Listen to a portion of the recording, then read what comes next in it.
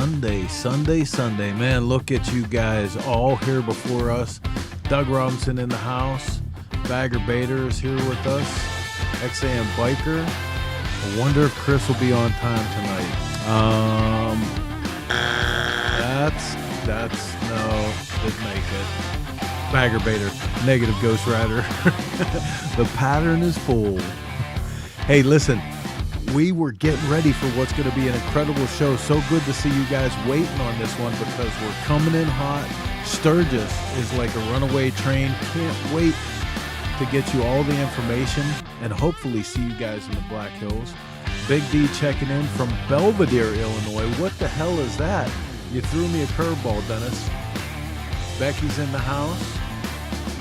Everyone is here tonight waiting on us. Apologize for being a couple minutes late, but I'm telling you, it's going to be worth it. It's going to be worth it. Great show tonight.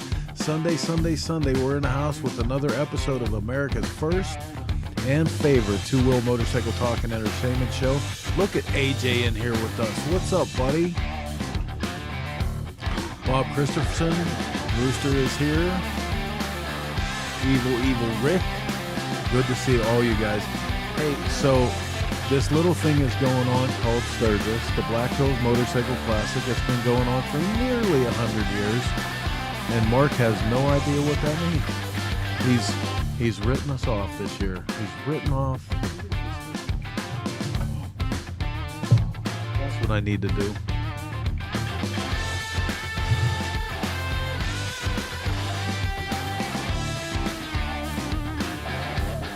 Jesus, God just spilled coffee on the soundboard. Oh my God. What'd you spill in it? Nothing? Nothing? Nope.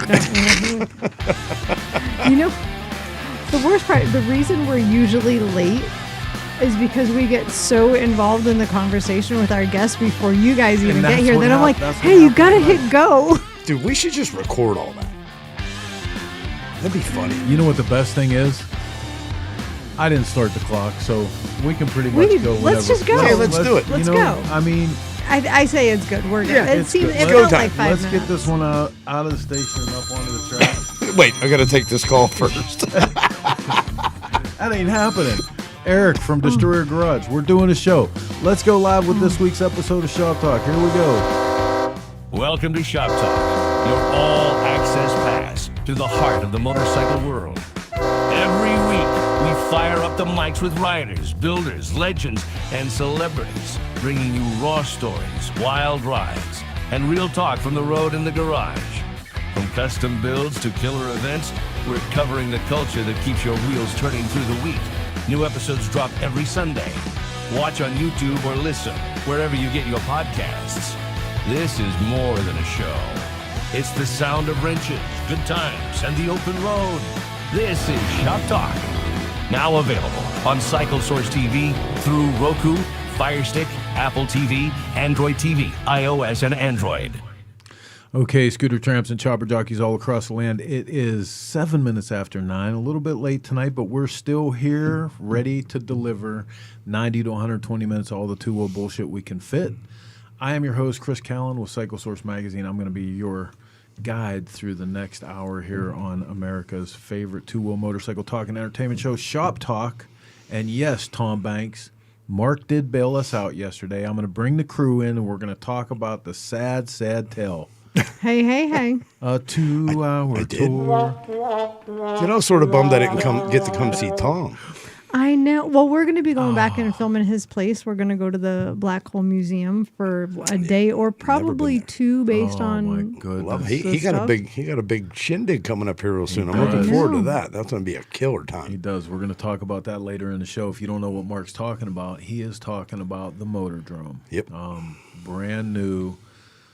Don't miss it. Vintage outlaw style racing on a banked oval track in Erie, Pennsylvania. This one is starting out, and yours truly is going to be riding the 1916 Old Girl again. So stoked about that. Heather, did you get the insurance policy? I update? did. Right. I doubled it. Not hating, just saying. I doubled it. Very, very special thanks to Be Announced Racing, who's put me up in the to be announced. Is that what they said, or to be determined? I forget the name of the TBD. team. You forget Ball your bearings team and name? Spitzer Seriously, Elves. you're fired already. Well, officially, I'm on Team Banks. I'm part of that crew, but Dude, and it's going to be like he doesn't play games. No. It's going to be the real deal. Tom doesn't play no games. and so, it's great that he gets to ride the bike he was riding before, so he's already familiar Yep. with it.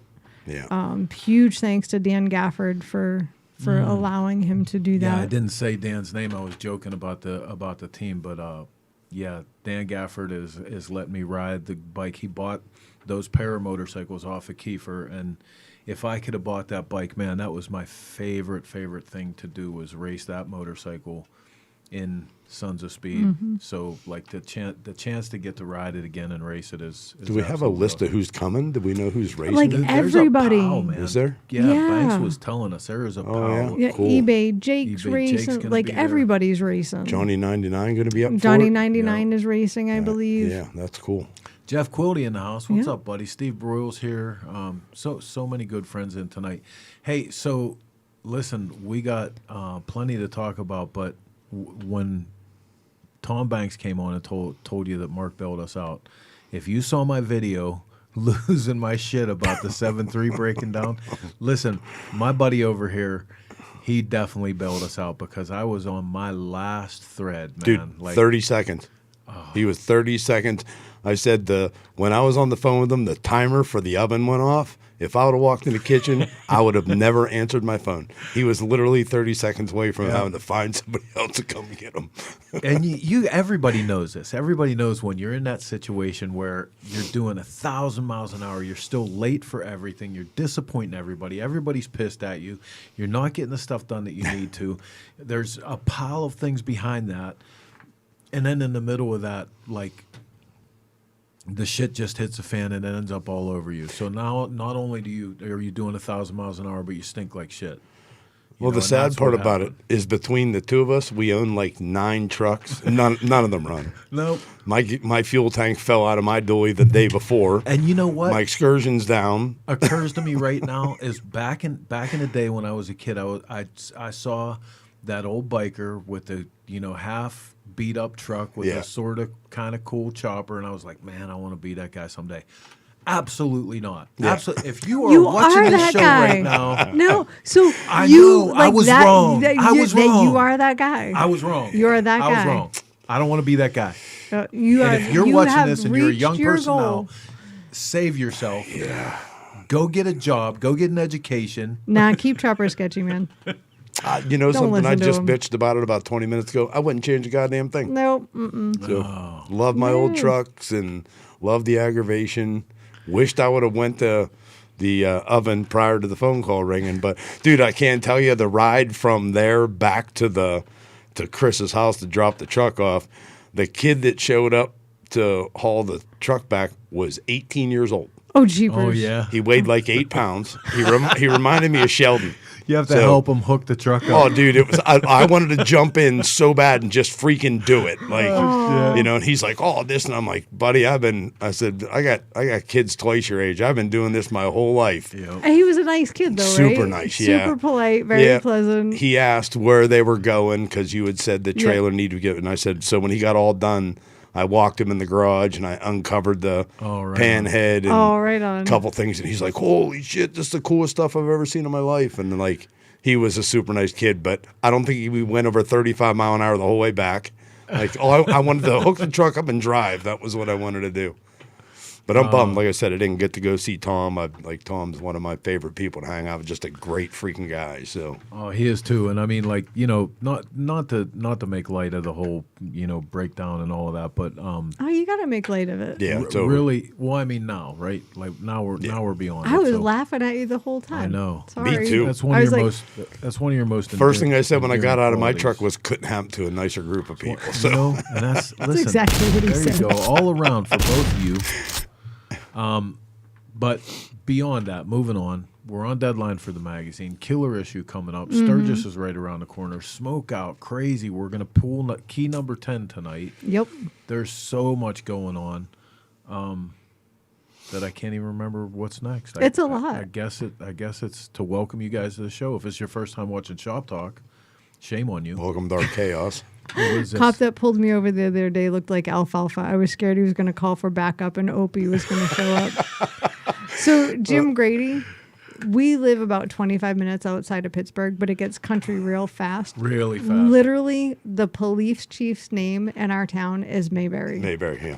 It's Chief Mayberry, so I feel you. Did he and tell I you feel to like get they're out your? setting me up with that. Did he tell you to get out your registration? Meow.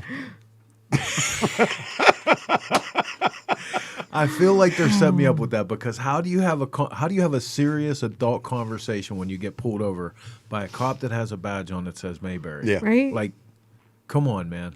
Get out your Sharpie and write RFD behind it. All right, listen, we got a lot of stuff to get to. Thanks for tuning in tonight. We do this little show every Sunday, 9 p.m. on the East Coast. We've been doing it for 350 episodes. Yeah, 350. Jeez, that's a lot. That's a lot. Insanity. Clint Kittle, so much. Kittle, Kittle. Kittle, there's so much we could say. So much Where's your going tank, on. bro? So much. Hey, don't tell him. I owe him a whole motorcycle worth of sheet metal. Well, right he now. owes. Oh no, he doesn't Don't- owe me. Do you yeah, owe me a don't- tank? You don't owe me a tank. Never All mind. right. Anyway, listen. If you don't know what to expect here, we're getting ready to do a whole show, 90 to 120 minutes, all the two-wheel bullshit we can fit. We're going to talk about Sturgis. We have a great guest tonight in with us from the wows of the motorcycle industry. Eric Maurer joining us tonight, longtime buddy in the motorcycles and moving up through the ranks as a mover and shaker in motorcycles. We're going to start this whole thing off the same way we always do with a little program we like to call The news. Back on track. I hate when we start out late. First up in the news tonight, from our own Cycle Source Magazine news blog, Baker Drags return to Sturgis for 26. Nice. Free racing, full throttle, and a mission to save the strip. This is one of the coolest things Baker ever did, and I'm so glad to see it back, man. Burt Baker is bringing the Baker Drags back to Thunder Road Raceway during 26. Enjoy free Run What You Brung motorcycle drag racing while helping preserve one of the Black Hills legendary racing facilities. So if you don't know what that means, man, like there used to be every year at the racetrack, at the Sturgis Dragway, there used to be a full racing program that was happening the whole time the event was going on. And it seems almost criminal to show up to the Sturgis Rally and not actually have a race program. Dude, it was an HDRA event. Yeah, I that know, was man. My first year in Sturgis, 92. That was the first year of the Flash race. Yep. I think the greatest thing is Baker and that whole team are putting so much time and effort into this for the good of the track. Yep. Like Yep. anything that they raise that night goes directly to the track. Yeah. They're not keeping a Preservation, penny. man. I think that's so awesome. Wow. Yeah, Sorry, go ahead. Go ahead. I was going to say Dan Duggan from Ireland is here. Aren't you supposed to be sleeping right now? And Callie Chavez from Costa Rica is here. Thank you so much for always joining us, Callie. But it says, on the press release that while the event's always been about twists and throws and setting bragging rights quarter miles at a time, this year's Baker Drags carries an even bigger purpose. The entire event has been reimagined as a benefit to help preserve Thunder Road Raceway while celebrating the motorcycle industry that has supported riders for generations. It's a good cause, but it's a hell of a good time. I suggest if you have not been part of this spectacle and you have anything, running anything, man. Just They'll let you run your golf cart if you want to. Like, seriously. Yeah, it's Bert. Come on. Yeah. If you come out with a golf cart, Bert will probably get another golf cart. Yep. And race And you. race Hurry with up it, and yeah. hop it up. Dude, so that he's he a beats freaking you. blast. Mm-hmm. He's so much fun to hang out with. I think I saw that there's like a whole like rivalry going on between Jessup and Miguel and Lane Splitters. Really? Dream Rides yeah. and Lane Splitters. They're going head to head. I'll tell you what. Listen, I love both of those guys. They better both hope that A1 Mike doesn't show up. Oh, A1 Mike shows up. Everybody will Forget it. home. Yeah. All right, man. Next up in our own Cycle Source news blog, Turn 14 Distribution steps up as title sponsor of the 20th annual Cycle Source Custom Bike Show at Sturgis. 20 years, man, that we've been doing this. I'm gonna give a little shout out for ourselves because I never showed up 20 times in a row for anything consecutively, so that's amazing. I know, right? But no, big props for Turn 14. You guys might have seen that we threw down a really big gauntlet with the Hope Iron Horse on the prize money. And $5,000 best of show. Yeah. We've got some killer prizes from a lot of our partners. So yes, sir. Sunday in Sturgis, that is where you should be. Yeah, buddy. And we have a whole list of celebrity judges. You can check out the Facebook event page. It'll tell you all about that. But some of the big names, man. Nick Trask himself is coming down to be that's one awesome. of our judges. Yeah, I'm pretty stoked about that. I'm excited.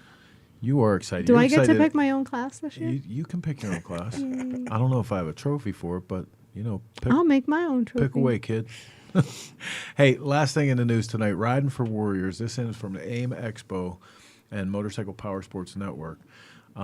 Riding for Warriors Motorcycle Ride supports Hope for the Warriors Scholarship.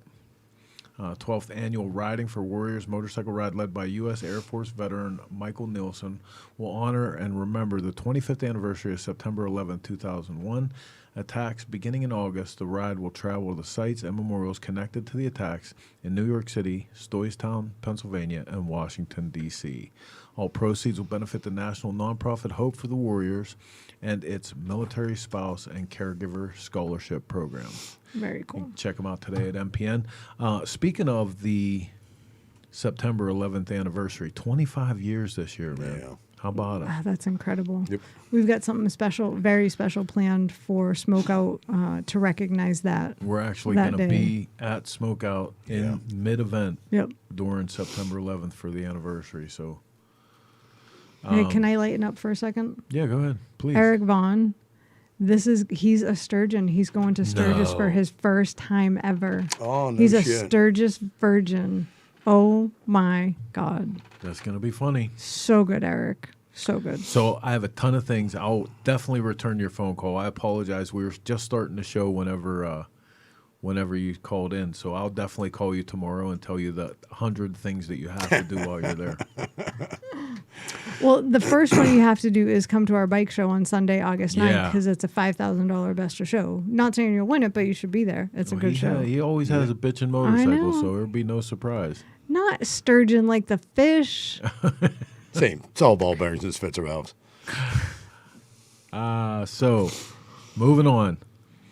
Let's take our first break. We're gonna check out a cool feature bike. When we come back on the other side, we have Eric Maurer waiting for us. We're gonna get into some talk about the industry, the past, the present, possibly the future. Don't go anywhere. You're watching. These guys are killing me with the comments. Dennis, I can't handle you talking about popping Eric's cherry on this show. This is Shop Talk. Stick around. Out of Focus is brought to you by Garage Build. Submit your build, share your passion. Powered by Dennis Kirk.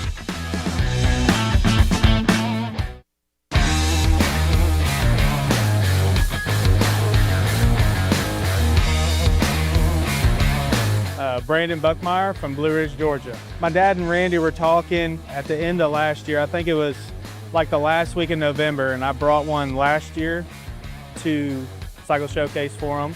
It was actually my uncle's bike, and they kind of sprung it on me and said, "Oh, February you gotta, show a bike."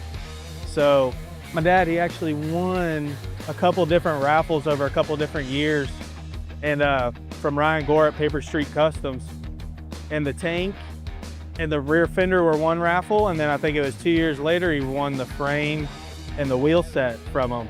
So we had it sitting there, and they told me that. I'm like, okay, well, let's put all Ryan's stuff together and let me do some stuff to it.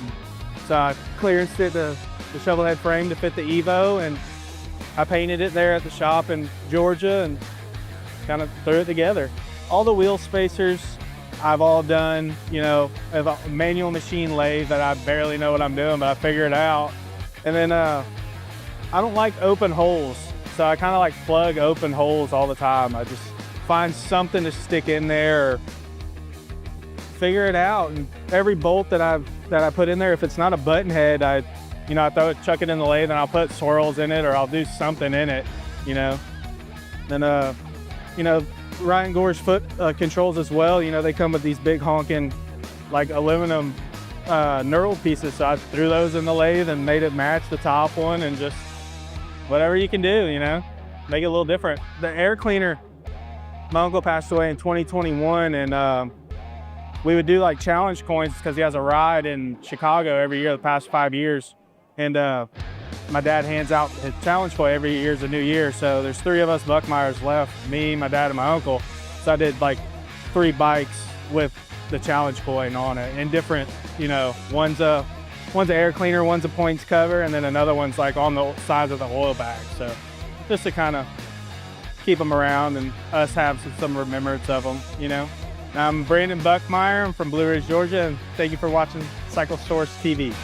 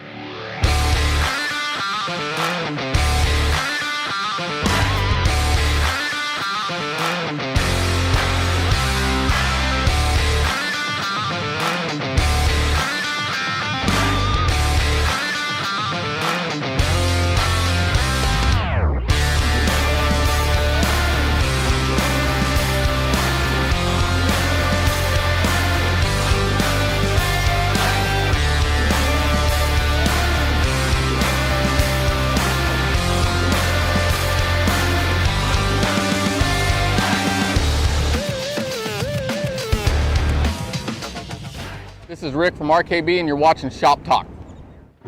American metal is not just a bourbon, it's a lifestyle that I live. From the way I build custom bikes and cars, there are no compromises, no excuses, no reason to hold back. This is the foundation expressed in every bottle of American metal whiskey. This is for the riders, the rock and rollers, the garage builders, the outlaws, for those who live an unapologetic lifestyle. Live fast and stay rowdy. It's motorcycle season, and you know what that means? You're gonna need a lot of parts. Thankfully, Dennis Kirk has everything to get your motorcycle on the road fast. We have oil and filters, and every possible fluid you can think of for your machines. We've got loads and loads of tires for motorcycles, ATVs, UTVs, and dirt bikes. A ton of great chain and belt options. Air filters for all kinds of machines. The largest variety of engine rebuild and gasket kits you'll find anywhere. And a whole lot more. Place your order before 8 p.m. Central, and we'll get it out the door the same day. Place your order for $89 or more, and shipping, it's on us. So, get your order placed and get some garage time on the calendar. We've got work to do before the fun begins. Ride more, wait less. Dennis Kirk.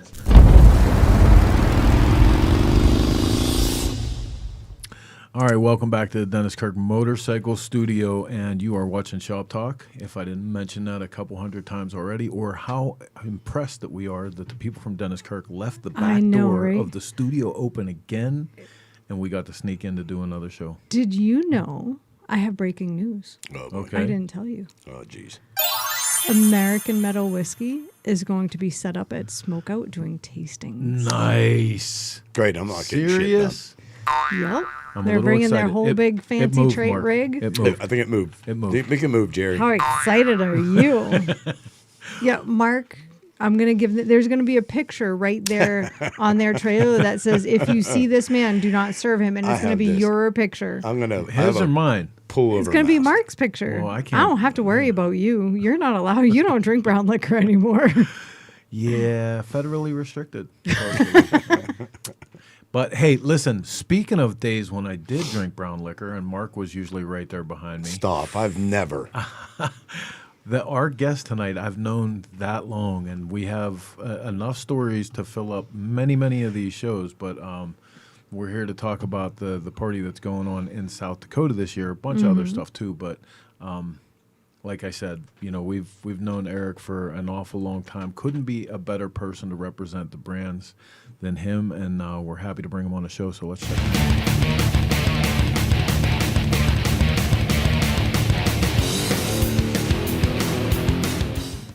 All right. So remember, I'm willing to pay good money to keep most of those bodies buried.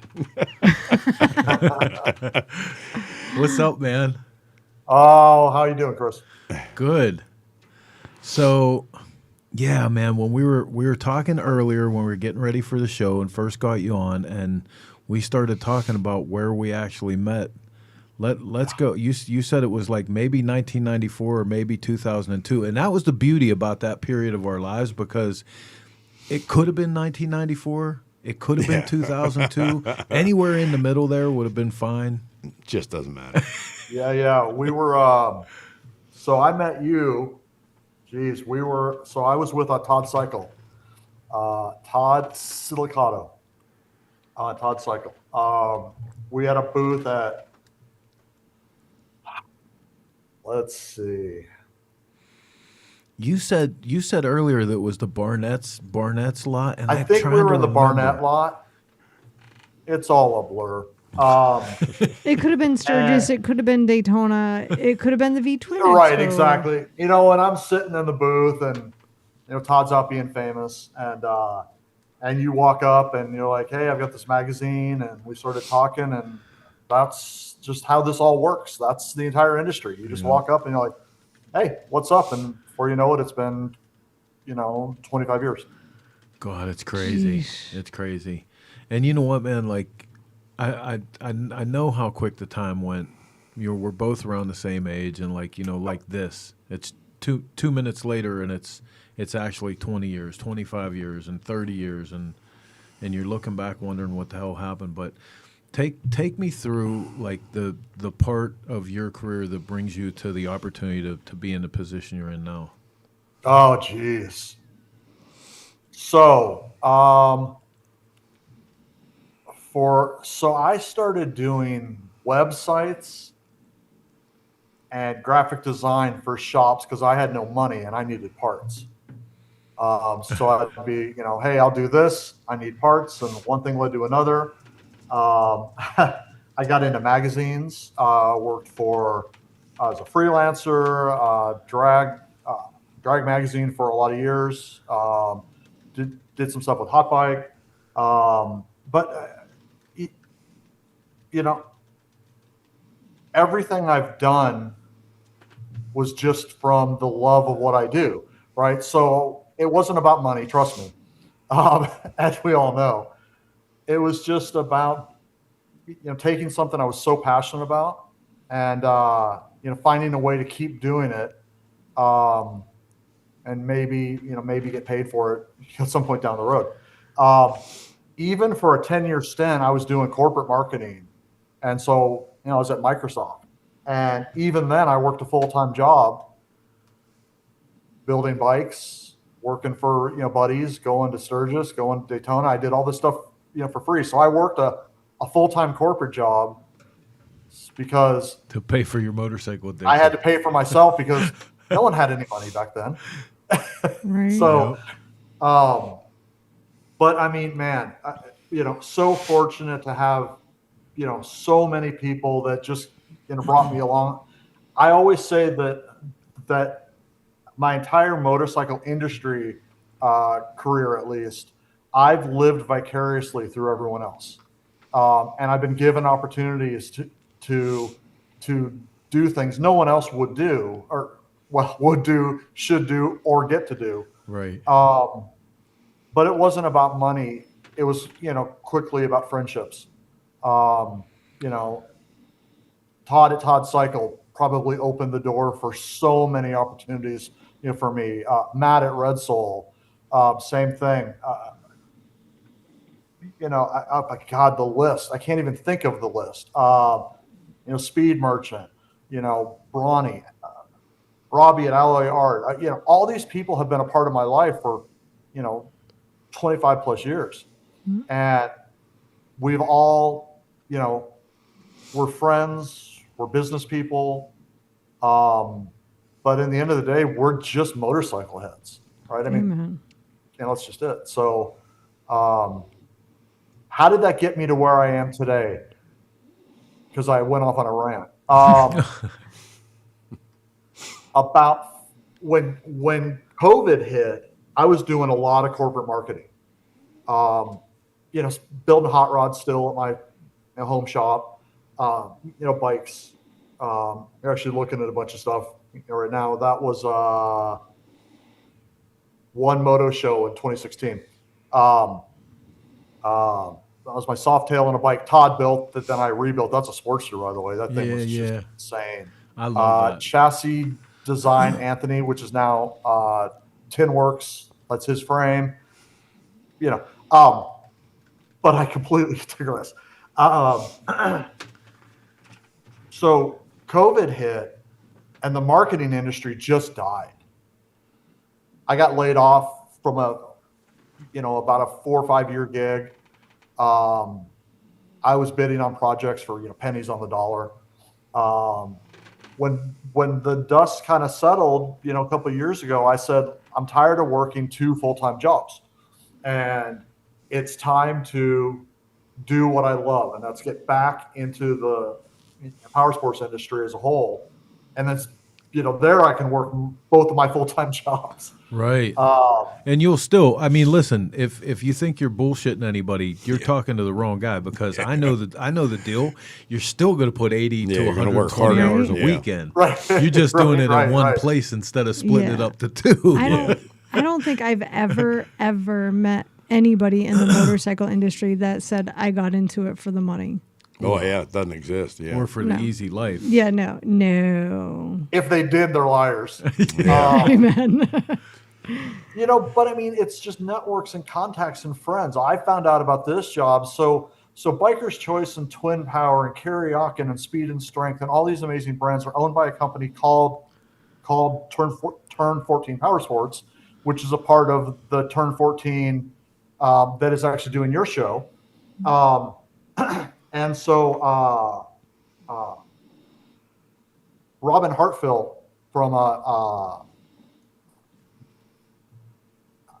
Dealer News, he got in touch with me. I hadn't talked to him in years, and said, "Hey, are you in Dallas? I heard you're in Texas." I said, "Yeah." He goes, "There's this company out there. You should, I talked to him." So I did, and I got hired, and I've been here now, a year and a half, coming up on 2. But again, it's friends in the industry, right? So it's just good buddies, good relationships, being a good person, not forgetting that we're all here for each other. That's what's gotten me everywhere in my career. Now, it's funny too, because the whole premise of this is how small this circle actually is. When we're young, when you and I are both wearing probably the same clothes we are now, but they fit a lot better. Right, yeah. When we were young, we thought this was so big, like, oh my God, Harley-Davidson and S&S and all these people that are like so far away, and really it's this tiny, tiny community. And every time we get into a situation like this, I'm reminded how small it is, because here you are sitting with a very young Pat Jansen. Dude, I know. I love that picture. Right? Oh, that was in 2015. I saw Eric's little note on there. So yeah, that was. Pat. I was doing Ultimate Builder, and Pat was doing, his deal. He was handing out the Pat Bear. Yeah, the Pat Bears for Progressive. Pat from awesome. Progressive. Hey, and you know what? I got something funny that a lot of people probably don't know about Pat Jansen, and I'm lucky enough to be friends with this man, and he's literally one of the best human beings I think any of us have known on the planet. Just a great guy. But seriously, in that picture, he's Pat from Progressive, that everyone knew him as Pat from Progressive for so long. They were literally grooming him to be the male equivalent of Flo. Yeah. Yep. And when they presented him with the terms of the contract, were literally going to require him to basically, not be always Pat. be Pat from Progressive 24/7, 365. He turned it down and he walked away from the money, man. That's truly being who you are. Yeah, dude. He's truly one of the funnest people to be around. We love Pat Jansen. But let me go back to this for a second, because the other thing, and I'm going to freak Heather out with this, because I don't know if she noticed in this picture. See the head of the drum in the back? School of Rock. That was Nate's mom. That was Nate's mom. Yeah. So This is a crazy story, right? Like, so years and years later, after Pat's no longer with Progressive, we start doing this thing called Grease and Gears TV, where we'd go on stage and we'd bring builders in and we'd do examples of welding and fabricating and all this stuff. And eventually the Progressive show picked it up and we went on tour with them for like 2 years. And Pat was our main guy for that. He introduced all the builders and did all the stuff. Well, one day, I forget what city we were in. It might have been California. I think it was Long Beach. LA. But we said, hey, listen, we're here today with Eastwood. Eastwood's got this new welder we're showing everybody. And if anyone wants to learn how to weld today, put your hand up. We're going to bring you on stage, and we're going to teach you to weld right here on this stage. And this young guy puts his hands up, and he's all full of piss, wind, and vinegar, man. He comes up, big kid, comes up, and we teach him how to weld. He goes off into the crowd. We never see him again. A few years ago, we put a social media ad out that we want a video editor for our new, Cycle Source TV and all the stuff we're doing. And he applies, and he has a killer resume, great portfolio, and we hire him. Months down the road, he says, hey, do you know where you know me from? And I'm like, no. And that's where he tells us, I was the kid you brought on stage. My mom was in charge of School of Rock, and we were going around with Progressive, and that's how small the world is. All of this stuff, all of these people that we just talked about, it was all in this big of a circle, room. Wow. Yeah, it's a very, very small industry. Yes, it is. In the industry, people who are not in the industry, it's open for all, and it's some of my best friends in life came directly out of working for free. Mm-hmm. And you know what, man? I mean, all joking aside, the fact, if anybody looks through your social media, if they want to see who you are as a person, your feed is filled with a history of building motorcycles and doing this stuff from a place of real enthusiasm, not because you're putting together a hit list to work for a company or anything like that. This is what you always done. This is who you are. You know what I mean? So it makes such sense. Finally, and I have to go on my little soapbox for a second. Finally, we're at a place where real people who live this are finally running some of this stuff from Harley-Davidson, the whole way through. I couldn't be happier about that. No, and I like the fact that you'd said that you did this, sort of for free, behind the scenes kind of thing. A few of us did it. I mean, I did it mostly to blame all the shit I did on somebody else. But, but again, that's it. There was so many of us that may not have been the head. Me and Kevin from Lead Sled used to call it, there was A class, there was B class. A class showed up, they went and they PR'd and they did everything, and the B class made the shit happen. And it takes, for every one head guy, dude, it might take 10 little guys in the background that, may not ever get the credit that they should get. But like Chris just said, what is nice is to actually see in the long term, these influencers are tripping over their own lies, and now the people that actually know the teams, know the system, know the structure are starting to come to, and that's awesome to see. Well deserved.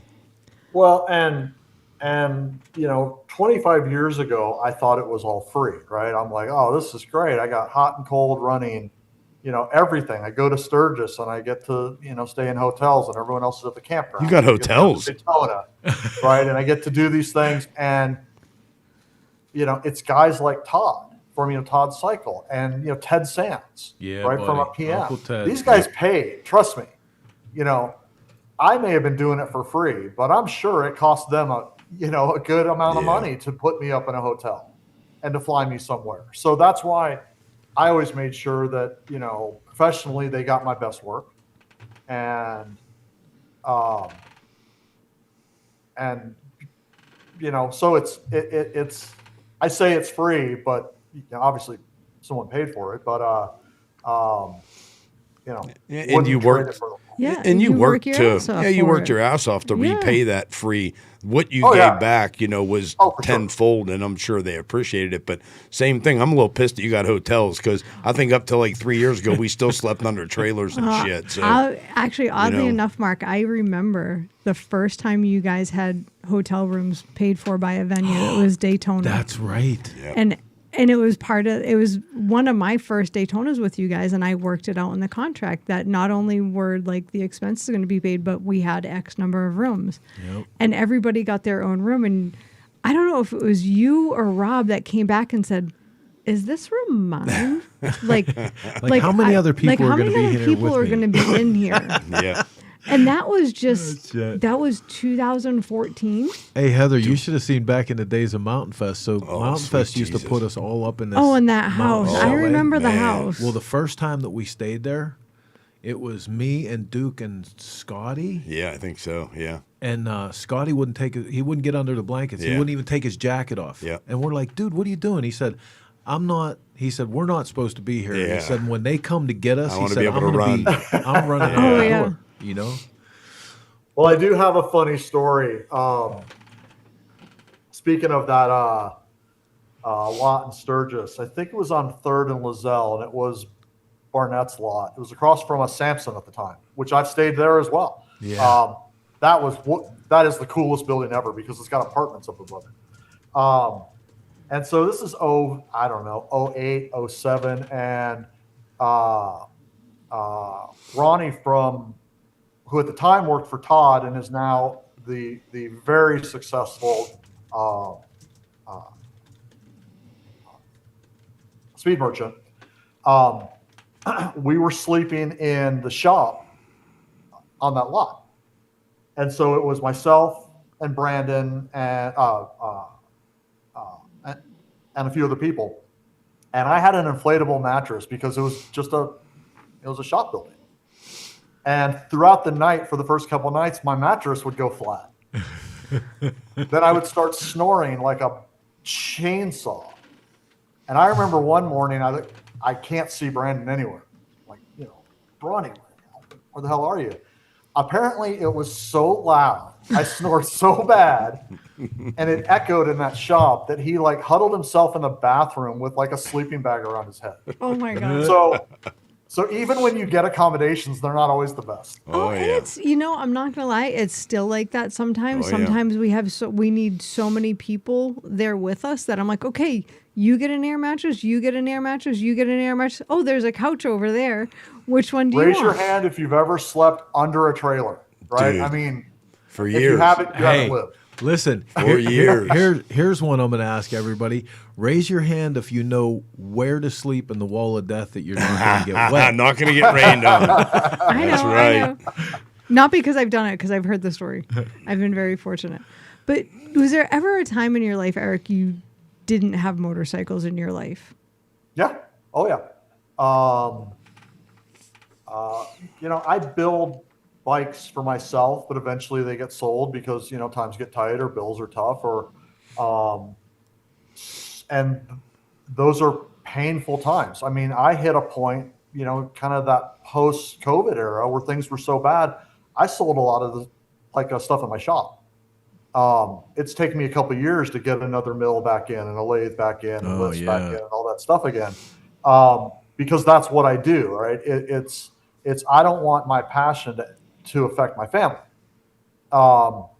And so there are those points in times, but I can still look back and I still have memories and I still have, friends, and I could always borrow a bike from someone if that was the case, or I could always go work on some. So yes, there have been those times and they suck. But it's just it's a short stint. I mean, most people can't say that they've owned 40 motorcycles or they've owned, 10 hot rods right. So there's, plenty of people out there who have never owned a Harley, who just dream about it. Yeah. So I never take that for granted. If it's bad, it's bad, but I still, I'll still always have enough tools to, hot rod something. No, you know what, man? That sense of gratitude, that's something You know, I've been talking about this a lot lately. Is stopping and paying attention to that, because I'll be in the middle of a good, you know, pity party and bitching about things being tough and this and that, and all, you know, the time. Like the other night when I was bitching about the truck brand down, I have a truck. You know what I mean? Like I have a truck. I have an extra truck and a friend that was willing to drive a half an hour to come and bail me out of a spot like that. Yep. And another friend who was helping me with the problem was on the way that where I was going to begin with. So that sense of gratitude, you know, when we were young, we wished for a lot of this stuff, you know. You know, and let's not forget, we were just having this conversation. Actually, I think me and Dana were talking about it last night.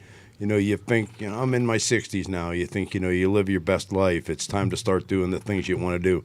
How lucky were we that we got to do everything we want to do? Yeah. Like, dude, there's a list of things and places. We've driven and seen every back road in this country. We met from Gummers to Golden Children, you know, like we've you may have slept under a trailer at one event, but that same event, you had not the best time of your life. You'll never forget that, you know. So we've lived a great life.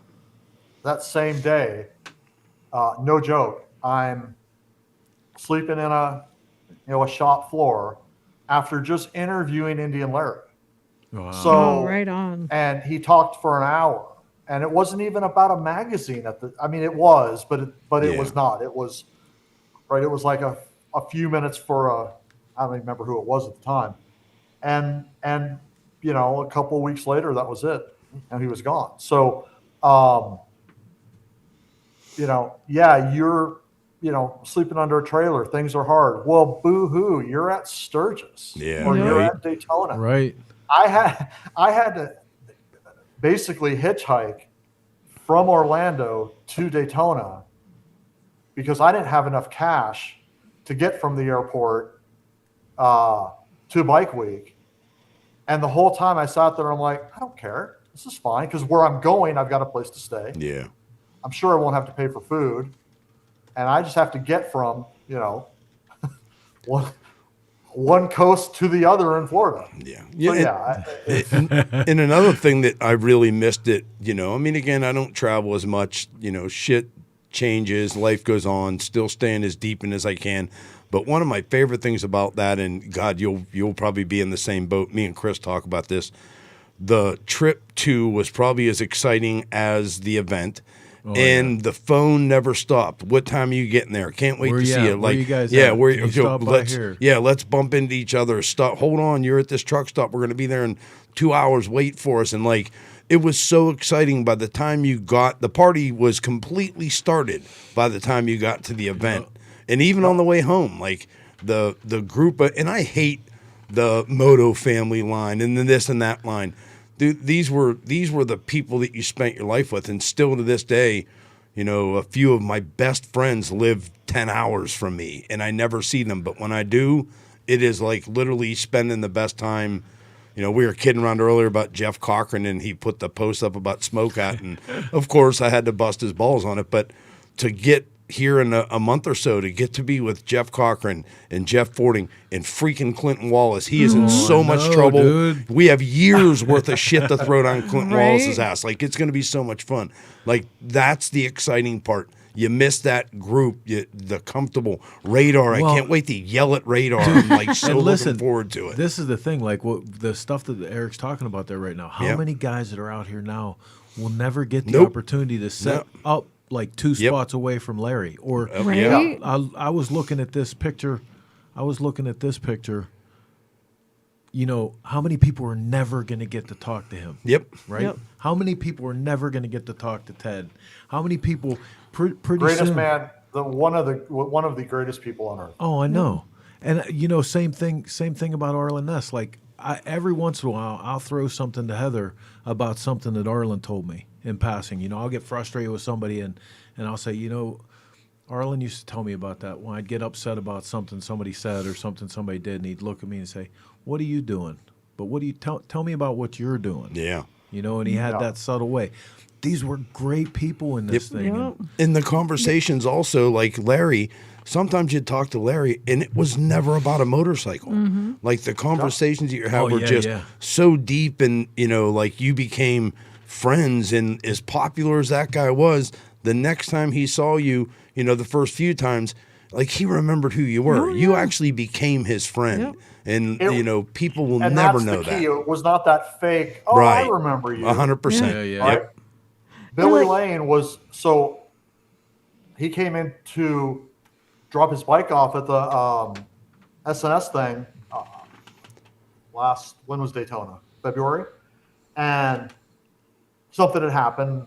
He was out of his truck, and I walked up and talked to him and asked if I could get him, soda or something. And he goes, I said, hey, I don't think you remember. He goes, yeah, you used to work with Todd. Yeah. And I have not exchanged a word with Billy in years. And even then it was, in groups. And so I always make it a point too, to never forget people. Yep. Because it's, it's so important. It's just, Mondo is another one I met. Oh my God. Mondo's awesome. Yeah. I went down to his shop. Guy. I was in Vegas for about 6 months. And I went to his shop just because. And I didn't know him from Adam, except for, through the industry. I was not working for, a magazine. I didn't have a picture or anything. And we talked for an hour. And he took me through the shop and just great people. Yeah, Mondo's one of the best. And you get to meet these people that you looked at as, like icons in your mind. And then, like Aaron Green and Mondo and Billy Lane. Aaron. And like you have a conversation when you find out they're as much as their motorcycle depth and heart, there's so much more to them behind the scenes. Like, again, you talk to Aaron and he was just on the other day, and like you see all that amazing stuff he does. Dude, if you know the other stuff that he does that has not a damn thing to do with motorcycling, it blows your mind. Scientist. He's like he's absolutely amazing person. Same with the Billy. car stuff alone is just staggering. Oh, dude, it's nuts. Yep. You find out so much more about these people in the conversation, and motorcycling is just this, as big as it is, don't get me wrong, it's just this little tiny tip of this huge freaking life that they live, and it's awesome to get to know them. Yeah, I remember how many people get to see they pit next to Pete and Jackie Hill. Oh my God. Yeah, right. Like, Dude, seriously, at Bonneville. Like, how many people will get to say that? 1 year by accident. Well, not by accident. It was just timing, but it just, like, we were put there. Like, Yep. they were like, hey, pit here. And we were like, the Buell brothers, our friends over at Buell Brothers, Buell Sister Racing, had us come and pit with them, and they put us right between Pete and Jackie Hill and John Yates. And anyone who knows anything about salt flat racing, motorcycle drag racing, anything, like I was in heaven. Yeah. I was instantly transported He was to like my a little- 12-year-old yep. self again. And I mean, these are the gifts that motorcycles give you all the time. Might not be money, might not be rest. Yeah, and let's not forget the couple people that like you miss now. That have passed on. Let's not forget that there's people now that you can still. Dude, Steve Broyles, one of the people that scared the death out of me. Here tonight. Oh yeah, as usual. Like Steve Broyles used to scare the crap out of me. Yep. There was something about him that was so intimidating until one day I got to talk to him. Dude, he is one of my favorite people in the world. I love that man. Like, same with Mondo. First time that I met Mondo, he was looking at a bike that me and Chris built. I was scared to death. that was the first time you met Mondo? That's the first time. Wow. Well, I'd met him before, but never talked to him. Okay. And like, he made me feel so comfortable and made us feel like we were even with him in the building bikes. And like, dude, it's nuts. You got to get to know these people a little deeper before they're gone. Oh yeah. Yeah. I mean, so I was a month into my job, and I got to meet. We had never crossed paths. I didn't even know who they were. I got to meet Ashley and Drew. Oh Oh, right. Yeah. on. And we could have talked for 8 straight hours. And they are twin power influencers, so they do things, and I'd love to do even more for them. We know so many of the same people, had never crossed paths, and it was like we had known each other, Forever. 25 years. Have you done their experience bike? I had no. Oh, you gotta do it. You have to do it. I know. You gotta do it. Every time we talk, yeah. Chris Trust blew me. it up. It's on the list. Yeah, you have to do that. You have to do it because, dude, I'm going to tell you something like just, not to make this about me or anything. I got to do it, and I always thought I had gone to Bonneville for 10 years and watched other people run. I've told their stories. I featured their motorcycles. Even just the fact of doing the experience bike and doing my rookie run, when they called me out, the timing guy called me out onto the track, and I turned the motorcycle, and I looked down that long black line that you've seen pictures of, you've seen in movies. That was a whole other universe. Yeah. Like, it wouldn't have mattered. If they would have told me, okay, that was all you get, I'd have been like, I'm good. Yeah, right. You have to go do that. Yeah, no, it's crazy. I got lucky enough. I was with Drag Specialties Magazine, I think, at the time, and I was doing Bub speed trials, which I don't think it's Bub anymore. I can't remember. But I was there I kind of was there to cover certain people. For some reason, I had sort of connected with Reinhardt Racing, and he and I got super close at that event. Jesse Jurens, I did a lot of covering of him. I was there when he actually had his bike out on the track, and he lost a gas cap, and there's fuel pouring up over him like a wind stream. And I got that picture for Cycle World magazine. And but yeah, I mean it's just, I think it goes back to that, all of these opportunities. But I would love to do their bike. Bonneville is absolutely, I've done it 4 or 5 times. No, I've done it 4 times. And it's still on my bucket list. Yeah. I wish I could go every single year because the salt's going away. I think something a lot of people forget too is, and obviously you'll be able to feel this. It was years of going to Sturgis, and I never saw anything but the Broken Spoke parking lot, the Iron Horse, and maybe the Buffalo Chip, until one year Duke and Albert lied to Chris and said that something broke down and they needed a hand, and they literally took me. They did. That's pretty much what they did. And I got in the Jeep. I'm thinking I'm going to fix something, and they're like, "Nope, dude, we're taking you to see everything." But I think a lot of people that go there just as the visitors don't realize, like you had said, the trucks had just left for Sturgis, what it takes to put that show on. And then especially like in the Limp Nicky scene, not only did we have to go set up and, be presentable, then we were freaking morons and we had a circus and we literally wrecked it. And, we had to put a show on top of putting a show on, and then get up every day and set it all back up and do it all over again. And they don't realize what it actually takes to make that shit happen. It's trying. It's 100%. You could not have said it better. It is, it's something that you have to want to do it.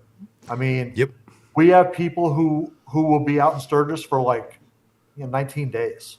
It's a 1-week event basically, right? We're out there 2 weeks early, or a week and a half early. It's and then you have to actually tear it all down. Right. Then you got to drive home. Absolutely. And then you got to drive home. Yeah. Right? So Eric, in all your years in working in motorcycling, what's been like the pinnacle for you? Wow, I never thought I'd get to do that, or I never thought I'd meet that person. What's been a highlight for you? Wow. I know that's a tough one. Yeah, because you got some pretty big, you got some pretty big credits to your resume, man. I mean, working for Don MD or working under Don MD, and who did you work under? Who was your report at Hot Bike? How many different editors did you work under there? So I did some work with Hot Bike under Howard as a freelancer. Not a lot. I was doing stuff on, I can't even remember. I've known Howard a long time. Jeff Holt was there, but he wasn't running it. Keith Ball had just taken it over. I was only there a very, very short amount of time as an employee. I think like 2 weeks. Yeah. Because something really weird had happened. And it just didn't pan out. But I had freelanced for them, under Primedia and under Source Interlink and God, yeah, all the names, huh? Yeah. So Peterson at one point, I think one of my first freelancing gigs was under Peterson's umbrella. Heather, to your question, there's so many just amazing opportunities. I mean, I like to be behind the scenes and make the people look good. So seeing, guys like Todd win shows, like big prestigious shows, that led me to, learning better skills. And then I would go and compete in my own shows. My pinnacle of the part where I said, I cannot believe I'm here, was Sturgis 2005. Kenny Price put me up in his building at Sampson. I was there with 3 magazines, actually making money. I interviewed Aaron Green, Jim Nazi. I went to several parties at places that we probably shouldn't mention on the air. Lots of the off the strip events. Waking up every morning at 4 a.m., walking out on the balcony to bikes, firing up. Yep. That's probably it. That's when I'm like, holy shit, I'm here. I'm not in a campground. Oh my God, I've got to be 27 places in the next 6 hours. Yeah. Right. Getting published was really cool. Getting published in Hot Bike was amazing. Getting published in Street Chopper was amazing. Getting published in Cycle News, Cycle World, which I had been reading since long before I got into Harleys. And then eventually, there's so many great high points. I can't name them all, but Sturgis 2005 was when I sat back and said, most people don't get to do this. Amen. That's so awesome that you recognize that. Oh, and to this day, I'm grateful to every single person who ever opened a door for me or didn't open a door for me, but was cool enough to kind of let me follow them in. I do want to shout out something though. I think one of the biggest, and I didn't write this in my bio, one of the things that I've never forgotten, actually there's 2 that I've never forgotten and I never will, and I try to pass this on, is Ted Sands used to say, a thank you and a handshake is worth as much as $1. Amen. I'll never forget that, ever in a million years. Ted passed that on to Todd because Todd was doing work under Roland, and then he was building bikes for PM. I will never forget that a genuine thank you really is as much as $1. The other is an article that Howard Kelly wrote in Hot Bike. And if you know it, you know it. If you don't, I hope you find it. Be sure and hit up Howard and say, hey, I want that article. Yeah. Kidding. Howard wrote an article in Hot Bike circa, had to be late 90s. And it was the front page article, the editorial from the editor. Yeah. And it was, never forget that you were new once. Yep. Amen. Never, ever forget that you didn't know anything. Yeah. And don't forget about the people that, brought you along. And those are the 2 life lessons in the corporate world with people who I, work with, who work for me. In my life, I just never forget that we were all dumb once, and we're all still dumb now.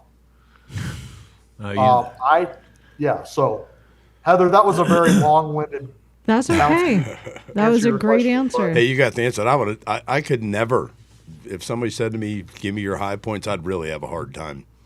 The high points having the opportunity to be involved in any of it. But yeah, that's the worst low point was still a high point. Right. Yeah, that's my point. Like some of the breakdowns. Pushing my bike down Lozelle because it completely exploded a starter because I went the cheap route and did not buy a good starter.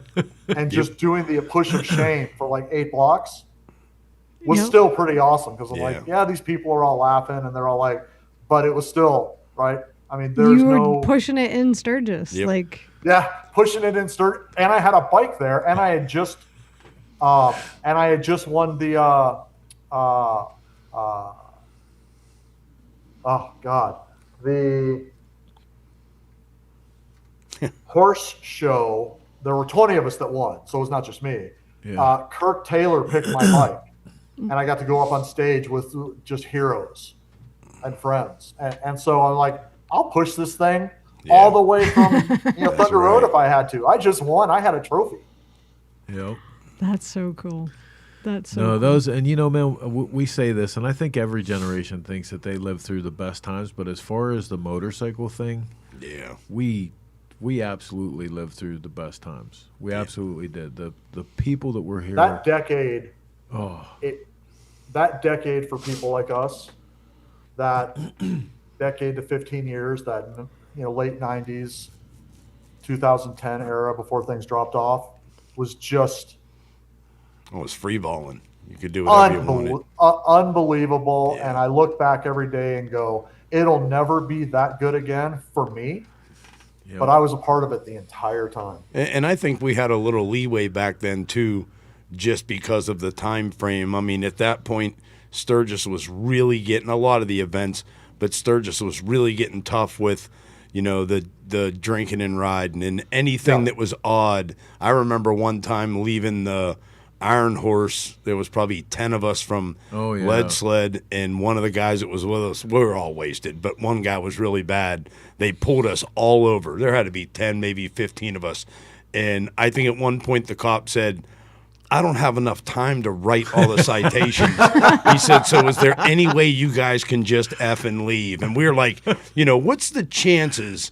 And there would have been, I'd say at least, if there was 15 of us, 12 of the 15 would have went to jail that night. And he was like, dude, I don't have enough time. He said, I'll be writing citations forever. He actually at one point said, where the hell is your headlight?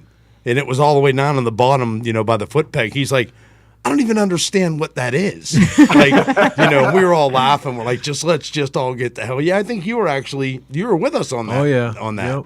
Yep. Yeah. Eric, do you have any like still bucket list things that you're looking for? People that like you've always wanted to meet or things you've always wanted to do in motorcycling? Is there still some things that are still eluding you?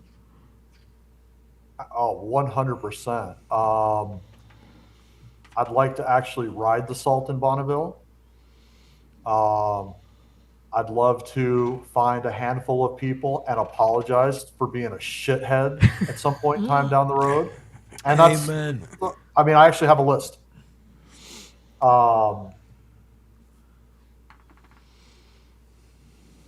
I've never done hill climbs, and I'd love to go see it. I always have an excuse not to. You've never seen hill climbs? Oh, you got to go. Speaking of excuses, never done the Smokeout. Always had an excuse. That's changing this year, though, right? I'm doing it this year. Yeah. Right on. Man. Bucket list items. I would love, I think there's one. I would love to get the group of, I kind of call us the group of 8 or the group of 6 back together. Todd, Anthony Keeling, Dennis Sanchez, a couple other folks, and spend a month or two locked in a shop and just everyone build a bike. How about it? just no budget constraint. Just sit there and, You know what the son of a bitch is now? Build bikes. You know what the son of a bitch is now, man? Like, while you're sitting there talking about that, if you think about it, back in the day, our availability, like, we would spend 2 months with each other, like under a tree, in a parking lot, at each other's houses.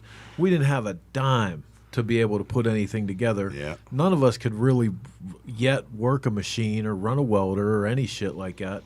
And now that we've come full circle and we have all the machines, we have a little bit of scratch put aside, and we could build whatever we want. We don't have 10 minutes to stop to see each other to do any of that shit. Part. The economy has reversed itself. And no one lives close to each other anymore. Yeah, that's the hardest part. Right? I mean, it's nuts. But it's interesting about people who I know from this world. I can count my best friends and best acquaintances, I say, because on probably both hands. I think there's 10 people who I, kind of fall into that category. None of us even live in the same state. A couple of us don't even live on the same continent. Right. Country. Funny how that works. Yet 5 years could pass, and it's like, you never missed a beat. Yep. Yeah, and thankfully, people of my generation, for those people, we still every once in a while pick up the phone and make a phone call. Oh, more than anything now, I try to do that. Yep. Especially every year you lose more people and. Oh, I hate that. Yeah, I mean, now we're at that point where we're losing.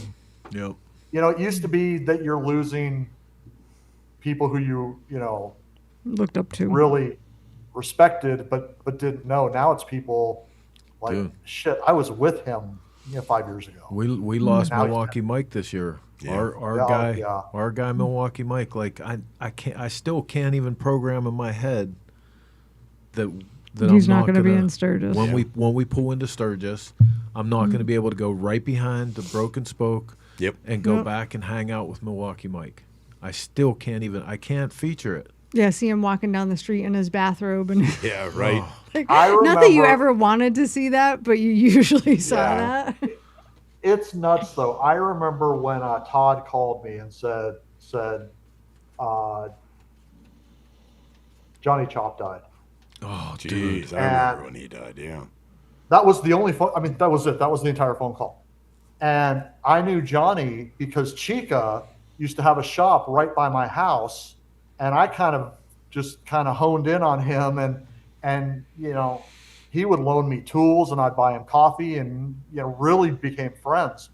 And through him I met Johnny, and but now it seems like there's almost a Johnny happening every year. Yeah. And that's what's really starting to hurt. Yep. Well, we're getting to that age. We're getting to that point. That's it can only go so far.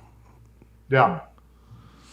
Oh, listen, man, will you hang on for just a minute? We got a bunch of guys from the Smokeout on, and we're going to pull one of the keys real quick.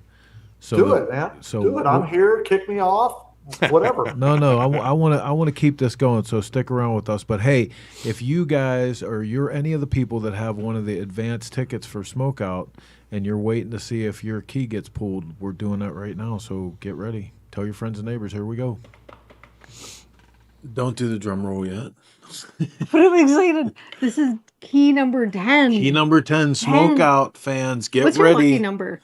Do you have a lucky number? 69. Why is that your lucky number? Because not for the reason you dirty bastards think it is. Nikki Hayden's race number. And I was lucky enough to interview Earl Hayden one day, Nikki's father, and imagine this man was father to Nikki, Roger, and Tommy Hayden. Three racers. Incredible racers. No, but he was fit for the job. Did he drink? Yeah, I'm sure he did. I'm sure Earl was a drinker. But I asked him, I said, hey, why? Because it was strange. When Nicky got to World Superbike, nobody gets their own number of World Superbike. And Nicky had 69 all through his career. He got to World Superbike and he petitioned the organization to have that number. And I was like, finally got to interview his dad. And I was like, why did he do that? And he said, you know, it's funny. He said, because all the way back when Nicky was a Pee-wee racer, his dad gave him that number. Okay. And he said, Earl, why are you giving your son 69? He said, because that way, if my kid's right side up or upside down on the track, you're going to know he's my kid. Right? Oh, that's awesome. So it makes sense. I often find myself upside down. And True. Yeah. Oh, yes. Yes, you do. Okay. So key number 10. Key number 10. We got off track there a little bit. That was a good story, though. We don't even have a number 69 in this. No. I love how disgusted the dog is. She's just like... She's like, whatever. First, she was like just sitting with her back to us and screw you. Bum, you want to come help us? No. She's like, whatever. All right, She's so like, number Sunday. 10. I'm working. Kiss We're going to pick number 10 now. Okay. Number 11 next week. And then after Sturgis, we have 12 and 13. If you are one of the next 4, if you haven't been picked already, we're given 13 keys. All you need to do is buy your all-in weekend pass. All-in weekend pass. To Smokeout. To Smokeout, yeah. To Smokeout. Don't buy an all-in weekend pass to like Humble Time or something. Yeah. Like to Smokeout, all-in weekend pass gets you your name and one of these balls. Look at all those balls. That's a lot of balls. We got balls, bro. So here we go. Number 10. You want to do this, Spinny? Go ahead. Listen, control yourself this time. Last time you almost broke the damn thing. Whatever. Go on. I get excited. I'm going to go backwards this time. Easy. Dang it, we'll do it. Here, let's do it at Chris's speed. Hey, man. I'm so going to get in trouble. Okay. Oh, I get to pick too? I get to pick and spin? Okay, so here's a lesson about games of chance. You never put your hand in your pocket. Like right before we went for the ball, you put your hand in your pocket. Do I have to do it again? There's 100 people out there right now going, I was fixing my pants. I'll do it again. No, do it again. I don't want to get called the cheater. All right, here we go. Ready? We'll spin it one spin. My hands are... Go again. Go again. Maybe this way a little bit. My hands are not in my pockets. I didn't even think about that. I would never be a good criminal. All right, blue balls all over the place now. Blue balls. Oh. Who is it? Who is it? Who is it? Who gets key number 10? James Fletcher. Did you rig that shit? No, why? You know who that is? That's Radar, dude. Oh, shut up. Radar? I don't know if we can pick Radar. He bought a ticket. I know, but it's almost like people are going to accuse us of cheating. But he bought a ticket. Let's put Radar back in and pick somebody else. I'm just kidding. You can almost hear him right now. You son of a bitch! So you're going to have to do a longer dramatic pause for that. You got it. So this is the deal. We Radar. have what? 3 more? 3 more? 3 more. 3 more to pick. 3 more keys to give away. You have but a Radar, 1 in you're 13 chance to win home, to bring home a Heritage Softail. An exclusive, pristine, very highly collectible. We even have a lamp that goes with it. Oh my God, you're good. Yes. Hallelujah. I'm going to We're throw getting rid of the lamp. I mean, what a score. It's still in the box. All right. Lamp, motorcycle, 13 keys. I think you're going to want the lamp more than the motorcycle. If you're watching this and you don't have a ticket to Smokeout yet, all in weekend pass, that's all you got to do. Get in it now.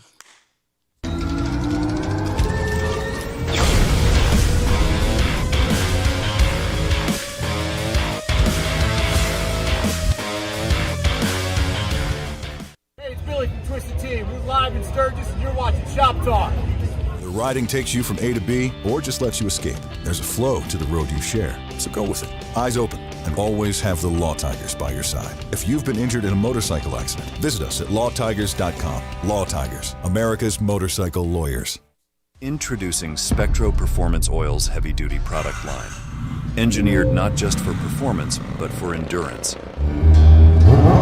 Spectro offers leading engine, transmission, and brake fluid products, which are proudly made in the USA since 1966. Performance, reliability, quality, and tradition. Because every ride should feel as smooth as the first. Spectro Performance Oils. This is Chris. I'm Heather. This is your product spotlight. Did you forget who you were? For a minute.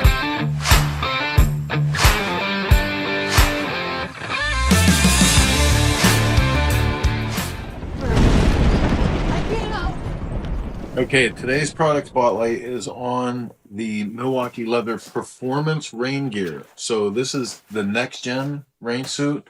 And what are you going to say about a rain gear set? Like, oddly enough, but wait, like I'm actually really impressed with this rain gear. You picked this rain gear for this trip we're doing. Yes. And this is the thing, like I was saying it as a joke. What can you say about rain gear?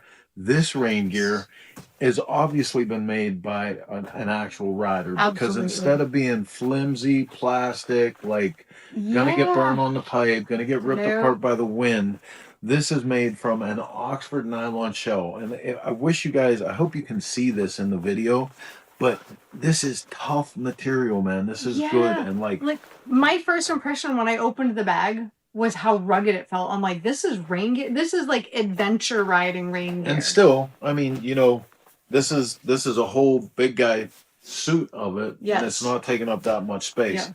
A lot of great features though, again, with a rider in mind. There's heat resistant panels on the calf where you're going to put, might rub it against the pipe. There's cinch at the cuff. There's boot straps. There's a drawstring at the neck. Yep. There's a rubber butt. Yeah. There's that sounds so stupid, but I'm sorry to Harley, but I have Harley riding rain gear and my ass is always wet. Like it is. It just is. But I have a feeling like with this rubber butt, this may come in handy for more reasons than one. I'm not sure. Safety's another thing. So there's piping across the chest, across the arms. The whole thing about it is a really, really great piece of equipment, but it isn't going to break the bank either. $85 for the full set. $85 for right? the. Are you serious? Starting like $85, yeah. But like check the Velcro out. Really tough stuff. So it's not only Velcro. Nice cinch across the waist, and this is probably why your butt gets wet in your other rain suit. Is because you need to tighten all that stuff up. I try to, but so I like this too. Like this whole Velcro, that was super sturdy. But then the zipper is actually behind another protective. Yep. So panel. We're going to be taking this with us on America 250, and I'm sure we'll have some feedback for you once we get on the road. No offense, Milwaukee Leather, but I'm hoping that we don't have to use it. Yeah. But I'm so stoked that we have it. They say in their product description, there's two type of people: people that haven't been caught in the rain, and people that are ready for it. And this suit right here, going to get us ready for it. Check them out today at MilwaukeeLeather.com. Tell them the people from Shop Talk sent you. We did.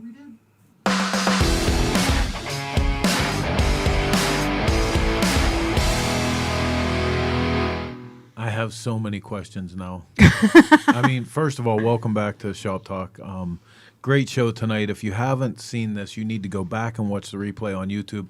As a matter of fact, all 350 episodes on YouTube after we're done with the live show, and you can download it as a podcast. But first of all, my questions are, what is the dual purpose of rubber butts in a rain pant? Because you don't stop to let me pee. Oh, so you're literally talking about... Oh, so that's why you're wet. Yeah, that was the other it's a thing. Whole is different like, story. What am I missing something going on back there while we're riding down the road that you're always wet? Oh my God. Well, move on. I'm just saying. Move on, Jerry. And then, move on. Bagger is having a wise ass of. I gotta stop making crack.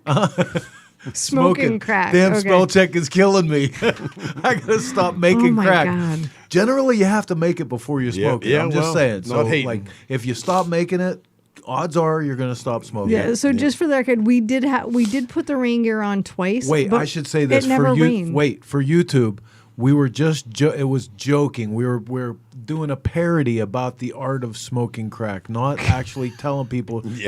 This is what the world's come to. No. Yeah. You know what I mean? We are not advising people to smoke crack. Do not smoke crack. Can I get an amen? Is Eric still here? Yeah, we can bring Eric is with us. We can get his. I feel like we need to apologize. I'm not going anywhere. Come on. We've just been out of hand tonight, though. This is supposed to be your show. I have a question Jesus. for Eric. All right, so Eric, if money were not in the equation, would you buy a motorcycle or would you still build? Build. That's a ridiculous question. No, some people some people okay, if I had all the money, I would go buy Gorgeous. Well, no, I mean I would, and then I'd bring it home and I'd take it apart and I'd start something up. See? There you go. Yeah. That's okay. Now, if you could, do you have any of those builds that have just been ruminating in your head that you just haven't been able to do, but someday I'm going to build this motorcycle? Say Digger, I dare you. Say it. Say Digger. Yeah. I do love Diggers, but no. I don't know what you call the style of the fat tire knuckle, Teach's bikes, like Outlaw. Yeah. The Outlaw. Vintage Outlaw, yeah. That's my next bike. That is my next build. Right on. Is she going to go kind of stockish? I want to have, I've got a set of wheel covers here that I don't have anything to put them on. They won't go on my Dyna. It would look weird. And so I figure I've already got wheel covers. I need to build something so that I can use them. Well, let me tell you what. So Chris did last year with the S&S Vintage Tour. He did his post-war cut-down S&S panhead. Please, for the love of God, know that it will be the most expensive motorcycle you have ever built. Well, wait a minute. Especially if you're used to building choppers. If you're used to building choppers where you make all your own parts, just be prepared. Because I was not prepared. If you're gonna do it like Teach's bikes, it'll be a little less. But I'm gonna what she's talking about is if you build a bike with the right cadmium plated stuff or the Parkerized stuff, they are awfully fond of all of that equipment. Very highly of that. Chrome hardware has nothing on that shit. Yep. Well, and this will sound funny to some people that aren't us, but I'd love to build a period correct CFL. Oh no, okay, dude, that's big as that's shit big now. right now. Yep. Yeah. As it would have rolled out of the shop in Long Beach. And for you and anyone else that's considering this project, Rick Bray, I understand, has a ton of those parts, and you can get a hold of him at rkbcustoms.com. Me to you, Rick. Can I go grab something from the other room? Yeah, go ahead. All right, I'll be right back. Please hold. Okay, now that she's out of here. real quick. Oh, Jesus. Yeah, there is no shame in that. As a matter of fact, when we were just up in Minnesota, I was hanging out not too long ago with Rob Roll, and he was working on one of those projects. A lot of guys that I know right now, those are making such a crazy comeback. It's just such a beautiful frame, and I think if you're our age, it's just so tied to that period. To say something period correct was built in 2002. Well, that was 25 years ago. Yeah. So no, I would love to, but first I have to do something in that Teach vein. And no, I would not get into all of the crazy finish cadmium and because I don't ride anything. I build stuff and then I don't ride anything. I'd love to build something and ride it. And in Texas, every road here is silty and rocks and just a disaster. Go to Hill Country. Right. Texas Hill Country is the bomb. 2 words, Marble Falls. Yeah. Yes. Yeah. Fredericksburg, Marble Falls, go to Hill Country. Yeah, buddy. One word is awesome. Yeah. So I was down in Austin for a few years. Oddly enough, I was in Austin and got an invite to Hand Built, where I showed that bike that Todd had built out of Sportster. And so Todd had built it. It had sat for a long time. It got tons of accolades. And then I got it from him, sans a motor and a couple other things. And I redid that bike. And as I was unloading it for handbill, I was floored at the amount of people that like recognized it, because it hadn't been out for 10 plus years. And I had some people walk up to me and say, the only reason I'm here is I wanted to see that bike. And I'm like, well, there it is. I didn't build it. I just reassembled it with some of my own touches. But there's a couple things here that we have to address real quick. First of all, Radar wants one of those damn hats. He's talking about your hat for the last half hour. What, mine? Yeah. Oh, no problem. Don't give him a hat. Screw Radar. Another thing, though, Bagger Baiter says, what's a CFL? Google says it means chopper for life. It can mean choppers for life. Well, it also can mean can't find the light switch. It can also mean can't forget lithium. Yeah. There's all. I mean, I don't know if is there an official ruling on this. Yeah, I'd say it could mean a lot of things. I've heard a couple nasty ones too. Yeah, I got a few that can't say. Yeah. No, but well, I mean, it is YouTube, but let's just keep it clean. As far as I know, it is choppers for life. As far as I know, it is the same. Me and Xavier were making a joke about that. We were going to print a run of shirts that said choppers for now. I did make a couple of those, didn't I? I think I did make a couple of those. So, I just want to make a shirt that says no plug and play. Yeah. Right on. Speaking of which, and I do want to hog this for a second. Talking about no bolt on, plug and play. I read something really interesting yesterday about a new movement with cars and with bikes with the very young, I think, what are we, Gen Alpha? And it's called RTA, Return to Analog. No shit. Nice. Yeah, it's big right now. And I'm telling you, I will tattoo that on my arm if that happens. The thought of that becoming something, push them to bring back some shop classes. Let's, return to analog. I'm all for it. Yeah, they said a lot of kids are going back to flip phones. They're asking for flip phones, that there's too much pressure with iPhones and stuff like that. Yeah, I don't ever want a car that I can't get in and turn the key on. Oh, but man, I mean, it's so much. And, like every time you think you've hit the absolute swell, something else, like AI now, everything's AI. Yep. I opened up a 6-pack of toilet paper the other day, and there was a little barcode on it for AI. I'm like, what could you possibly do for me in this transaction that I can't figure out myself? Yeah, right. You're kidding, right? Yeah, I am kidding. But you, the fact that you didn't know that I was kidding for sure is a testament to how screwed up shit is. How stupid it is, right. Well, all I can say is that Time Magazine's Person of the Year should be AI slop. I love the phrase. So before I forget, I want to thank Eric.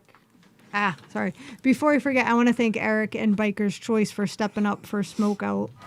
They have very generously donated all the tanks for Tankful this year to all of the artists, and I wanted Eric to see one of the first tanks that we got in from the one and only Ron Fleener of Flea's Color Factory, who, if you know anything about the paint world, you know Ron is a legend. He's an absolute legend. Let's see if I can do this without dropping it. Even better. Oh, wow. Yeah, he does some amazing work. So, yeah, Ron is just incredible. Flea killing that shit.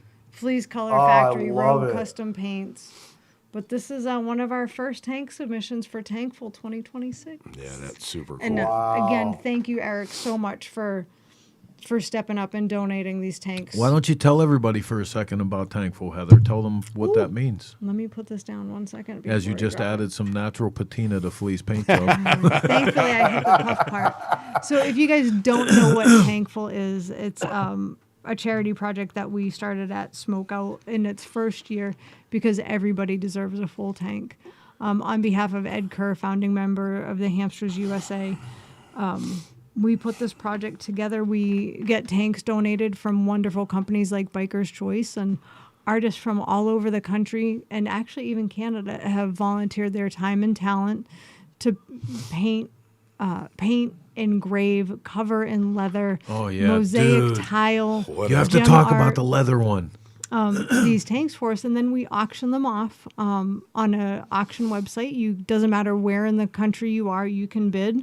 We'll ship the tanks to you, and 100% of the proceeds go directly to Meals on Wheels.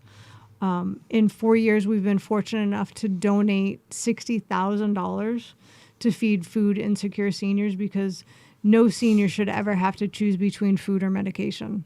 Not in this country. So, and a lot do. Yep, absolutely. So, Tankful 2026 is proudly sponsored by Biker's Choice, and about 15 incredible artists. You can go to the website and see all the artists that have stepped up to donate their time and talent. And you'll notice like the Dozer on there. They're not necessarily artists per se, but they wanted to help. My sisters did tanks 3 years, and again, not a moto artist, but she did some of the most incredible tanks that I've seen. So we're very blessed and very fortunate. I'll tell you what, man, like to get in on this, like over the years, some of the most incredible, like Scott Takis, like every time he does something blows my mind. Yep. Will has been incredible. You know, the quality of the stuff that comes out of here is just insane, because you basically giving these guys a blank canvas and saying, go ahead, give it a shot, let's see what you do, you know. So, and it's super cool. You get to, you get the tanks in, and we mount them, and just you actually at some points have a hard time mounting them because you're so busy looking at the detail, and you want to find a way to show the whole tank, and you can. It's like really some of the artworks, and even the ones that are bad are awesome. There's like the funny part. The ones that are sort of as a joke are just so freaking cool. It's unreal. They really put their hearts into it, and thanks to everybody that helps do this, because it's a lot of fun. Well, somehow, somewhere, I will challenge anyone that actually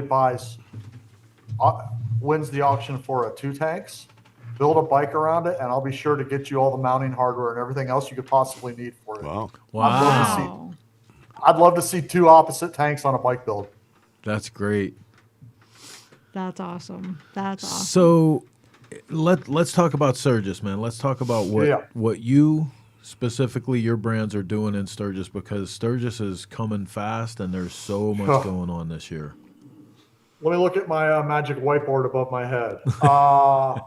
We're going double what we did last year in Sturgis, which is crazy.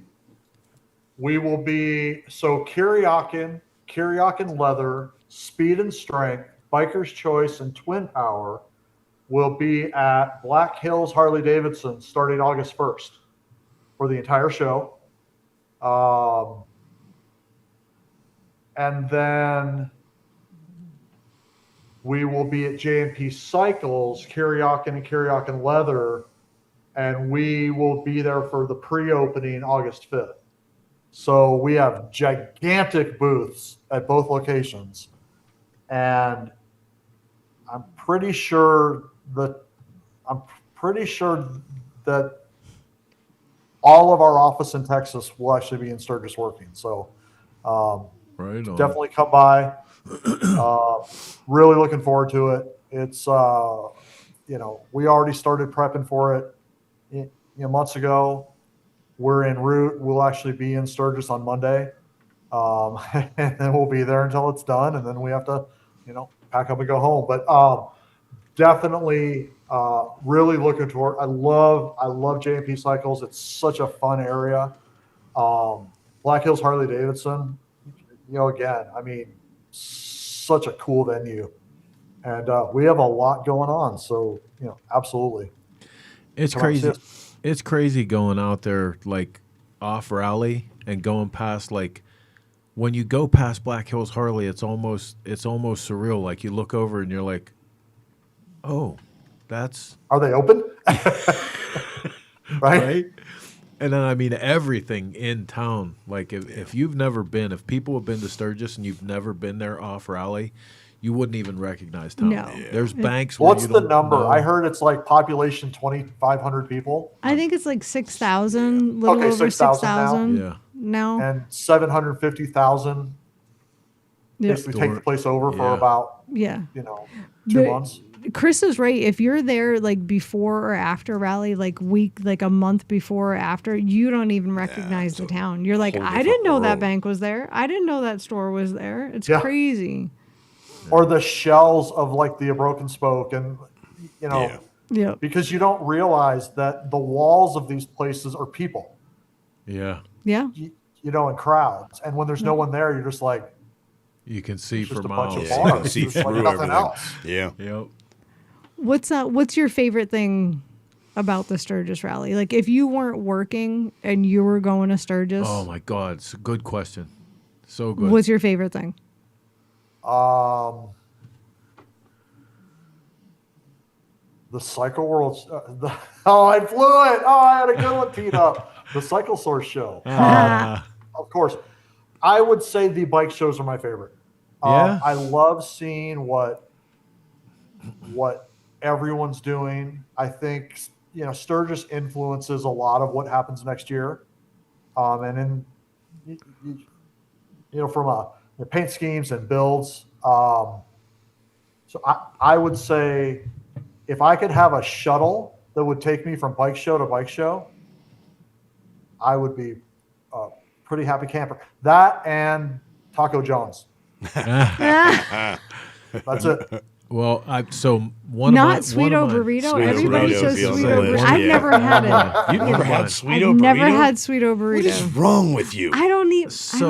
The bike show thing, man. Like I totally agree with you about that. And I was talking to a friend of mine the other day. It's actually one of my brothers in the Hamsters, and he said, the bike show thing, man. He said the people really he said you got there's guys that just come out and they just go from one show to another to another. Like what are they chasing trophies? And Joe Melky's on here. He'll understand what I'm saying about this. But hey, Joe. I think it's because we've been here for so long that you don't understand that the mindset still, like you said, everybody was new once. Howard Kelly's perspective, right? Everyone was new once, but you got to remember that, for a lot of these guys, they're only coming to Sturgis one time ever. Yeah. Or, what's his name from G4? Oh, Stefan Grand. Yeah, Stefan. Yep, T4. Yep. Or T4. Or Pepe. Or Pepe. Or guys who are they'll come once every 3, 4, 5 years and they bring their absolute best motorcycle. You're only going to see that in places like Sturgis, like Born Free. These are our Super Bowls. So the bike shows because a lot of these guys are literally guys and gals are literally building this bike for years. It's not like they're throwing it together in 6 months. Yep. So to see them get, their accolades too, right? That's, I don't need to win a bike show. I don't care about that. It's fun, but that's not why I, do them and have done them. I do it because it's a chance to say, look at what I, accomplished with, my hands. No sponsors, no anything. No.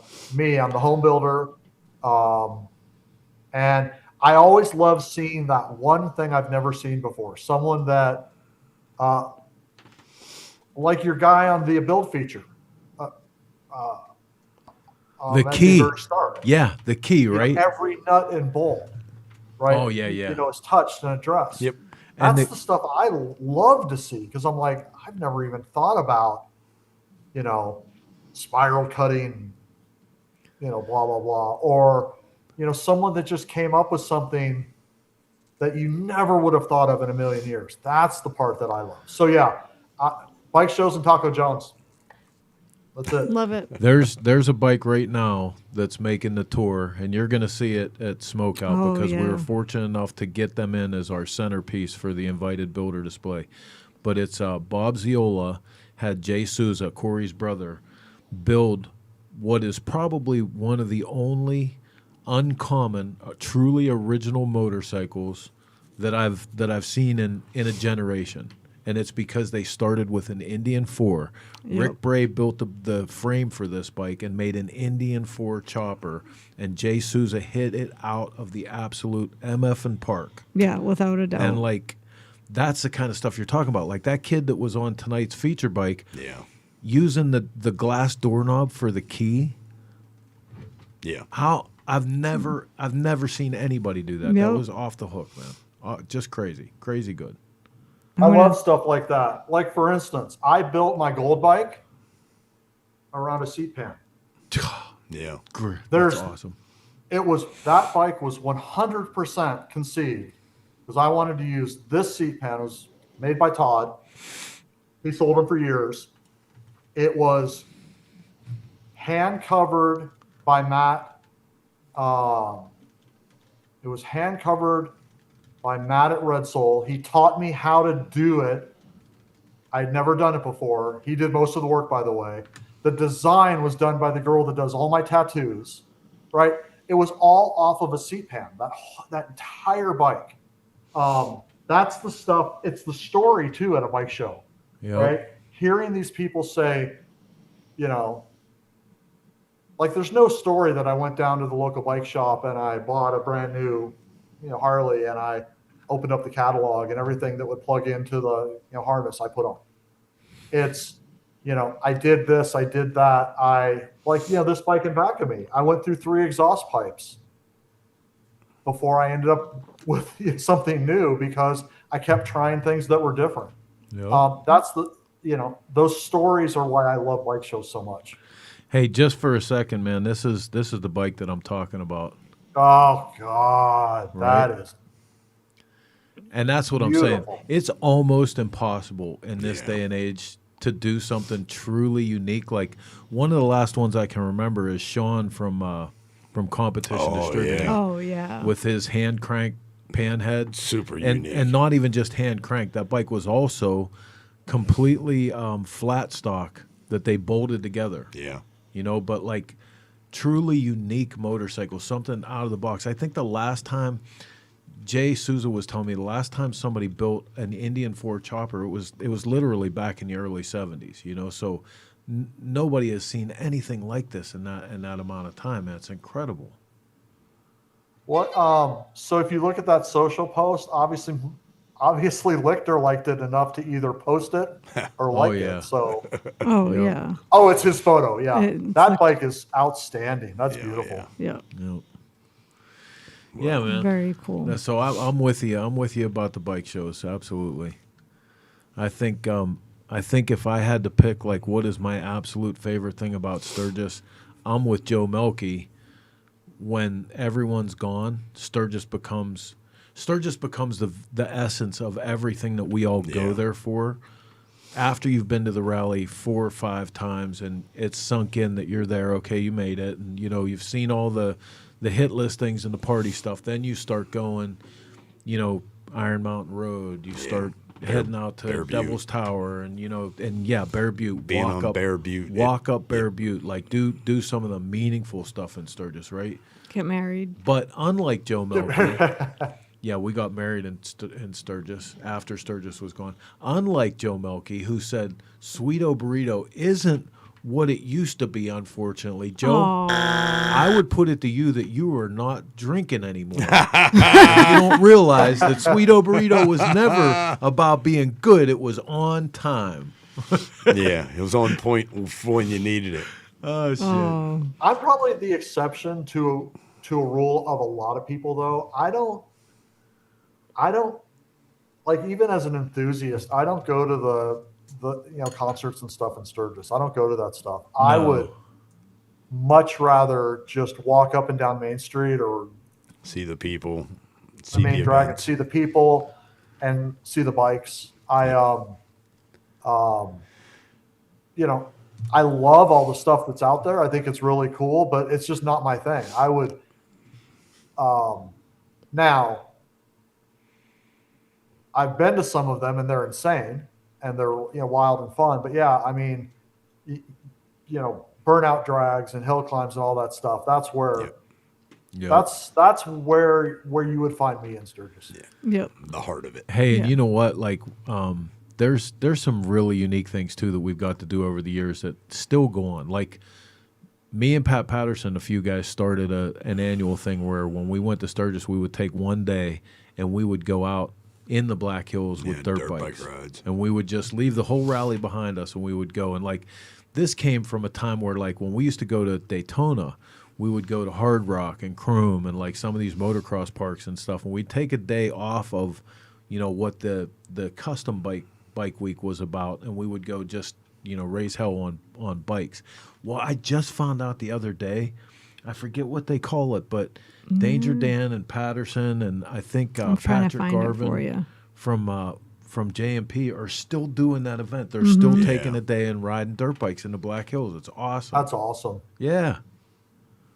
Yeah, they're going, they think Deadwood to Nemo or Nemo to Sturgis or something. I'm trying to find it for you. Adventure ride or dirt bike ride. I can't find it. Dude, how have I hogged up 2 hours of your lives? Yeah, I knew it was going to be good. We should probably let you go. We should probably let you go for this time, but we're going to have you back on because there's so much more to talk about. And it definitely after, probably after Smokeout, so we can talk about post-Sturgis, post-Smokeout. I can't wait to hear what he thinks about I can't Smokeout. wait. Yeah. I can't wait. Well, I'm completely humbled. I really appreciate you having me on. No, man, you know what? Like, honestly, dude, all the bullshit aside, like, you're one of us. You're one of the good ones out there. You're a magazine guy. I mean, God, we didn't even get to talk this time about, like, Cycle World. I almost feel like we got to take a moment of silence for Cycle World. That's such a loss. Yeah. I mean, yeah, it's the whole print is dead thing. We all know it's been happening, but it's just, it's thankfully there's people like you, all that are still putting out, great quality print. Print's not totally dead. It's still alive. It's just, it's not where it was. But every issue I get, the first thing I do is go, print. And you know what, man? I mean, to be honest with you, like print still has a very special place. It's different because the delivery system got so corrupt, right? That I could speak for hours on this, but if you change let's to start me, RTP, return to print. I was going to say, well, yeah, maybe this can be part of the RTA movement, and it's going to come back. I mean, a lot of people now are getting tired of holding their phone in their hand constantly. It's going to come back. It's just a matter of time. And like I said, and Eric, you can appreciate this. If you really took an approach to this, like I forget who it was. It might even have been Buzz Canner that told me this. But, being in love with the stories that we were telling instead of the vehicle that we were delivering it in led us to a place where we finally got now. Cycle Source Magazine is a completely different thing than it used to be because we don't try to be that 30-day monthly delivery of news and current events and everything else. Like now we can really do the stuff that we love in it. We give 9 pages to each feature bike, and I want to up that pretty soon. And we do substantive long form interviews and like stuff that can sit around for a long time. And we could have never done that with magazines back in the day. It's only because we're supplementing it with social media and YouTube and reels and shorts and everything in this show. You know what I mean? But we get to do that stuff now. Yeah. It's a great thing that we found our way to. And, when I hear about stuff, the thing that makes me sad about Cycle World is there was a whole counterculture that was anchored in that part of the country around that publication and those people. And that's what we're losing, I mean, I grew up 5 miles away from them in their offices. And so every bike night we'd go to, there would be, guys there from Cycle World and bikes, we had never seen before. And the entire magazine industry was there. Yeah. Car, motorcycle. And it's, I still am so grateful to you and the few that are really just, putting it out there and putting such great effort and great, quality into the stories. I still read it from, masthead to back page. And my stack of magazines is not as high as it used to be, obviously. But speaking of which, Barnes & Noble. Who remembers Barnes & Noble when you could go and buy, 15 magazines off the rack? Yep. But hey, here's something, because Barnes & Noble is still one of the 3 chains that we kept from the newsstand so that we can concentrate our distribution. But one of our other main chains used to be Borders. Yep. Yeah. That was just a minute ago, right? And there's no more Borders. Well, and I feel like a broken record saying this, but Eric, like back in 2017, we helped Harley do an Editor's Choice bike show. And there were 17 custom motorcycle magazines there. We had 17 editors. 17. And that was just 9 years ago. Wow. Yeah, that was like yesterday. Yeah. Right. It was so. And now there's 3 of us left? Yeah. It's so sad, but it's going to come shouldn't back. say 3 because there's also some really good magazines to talk about. Custom magazine is what on saying, newsstands. Yeah, on newsstands is another thing, but there's still whoever you guys have out there, support. If you see somebody doing this job, Eric will tell you, I'll tell you, everybody sitting here, support those people. Like I know Ronnie Choppers Harris, magazine, Traditional Chopper. Traditional Chopper, Ronnie Harris. Kerry Brobeck has brought the Choppers magazine masthead out. Yeah. The guys at Greasy Culture that have been all the while pumping that shit out. Yep. Support those people. Oh, yeah. Mala and his people from Cop Terry. Right. They're doing it to keep it alive. And in all reality, it's $40 and you get these delivered right to your. You don't even have to go to the store and pick them up. I mean, not to push our own subscriptions. Well, but if you really believe it, you should though. I mean, it's such a great thing, and I always like getting them dropped off at my door. But there was nothing like a Friday night. I would be out with my wife on a date, and she knew if I passed by a place that had a magazine rack, we were stopping. Yeah. And I wouldn't even open them. I would just look at the cover and go, yep. And then that was my weekend. Dude, remember how great the actual local town news was? There was a place here that we used to go to called Judy's Town News. And at Judy's Town News, you could get any of the local regional newspapers, every magazine under the sun, no matter what it was. You could get every periodical that was made. That was all Judy did. That's awesome. Judy had a magazine shop, magazines and newspapers. And I think maybe you 10 years ago at Pike's Place Market, right? There was an actual magazine stand where they were carrying every motorcycle and car magazine, not just from here and from the UK, but from Japan. I mean, I would go there and drop. I never had $100, but I would drop every cent I had. Yeah. And I'm like, I don't know what this JDM thing is, but the cars look cool. I'm buying it. Yep. Right. Or what was the UK magazine with all the wacky sport bike guys? I think it was called Backstreet Heroes. Yeah, Backstreet Heroes. Backstreet, right. Just some of the coolest stuff in the world, and they were huge. They were expensive at the time. They were like $7. You're like $7? Oh my god! Yep. Yeah. Oh. I mean, like I said, and we've talked about, I could do a shop talk with you guys every single day for 3 hours a night. So well, we're gonna have to get you back on, but more than that, we're gonna have to get you some bylines because we still are out here, and I would appreciate having some. I would appreciate having some actual tenured opinion and tenured experience going after some of this stuff with us. So, jump in. Yep. And tell Radar I will get him a hat for sure. Dude, so it gets really creepy. You may not want to do that because he actually asked for you to put the hat that you're wearing in a bag and bring that one to him. Don't you bring Radar? So you may I'm just saying you may want to put that on hold just a little bit. Or if you do bring Radar hat, give it to me first. I will be at the Smokeout. Yes. I don't know what we're bringing for Sturgis. we will certainly have swag out there. But I will be at the Smokeout, probably not as a brand. No, you're coming as a person. Enthusiast, but I will definitely bring gear with me. So I'll have hats and I'll have some shirts and I'll have stuff like that. If Radar comes up and if Radar comes up and introduces himself, just ignore him. Yeah, that's what Mark does. So Gordon Olaf has been putting a ton of great comments up tonight, man. I wish I would have got to more of them, like the one that you said about where is it? Embrace the suck. Yeah, embrace the suck. That's such a great philosophy.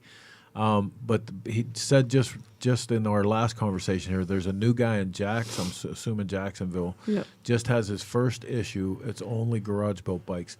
So listen, man, I would love to help this cat out. So let's get him on the show. Maybe he wants to come and sponsor the garage build thing at Smokeout and help us out with that. Like, I'd love to help somebody that's dumb enough to try to do this as a hobby or a living or anything else. So get them in touch with us for sure. Get in touch with me as well. Always looking to let people know who think Biker's Choice is gone or who thinks, Kerry Hawkins are not around anymore. But for the people who have never heard of us in the first place, right? Well, and this is big work. This is big work that you guys are doing too. You know what I mean? Like we were at another, threshold where we were looking at losing some of these brands, and you guys stepped in to really not like you're resurrecting this thing or anything, but you're doing right by it. Yeah. You're keeping it alive and you're taking it to another place and doing right by them. Well, and that's the hope and the plan. I mean, if this whole thing went away, if this whole industry went away, I don't know what I would do. I mean, Heather, that would be the point. Like, I didn't have bikes and I didn't have magazines and I didn't have YouTube and I didn't have all this stuff. I don't know. You would curl up in a little ball in the corner, just like Chris would. Yeah, that's what you guys. That's where we'd find you. We'd find you just like in the little corner, like rocking back and forth. Like Chris would be the same way.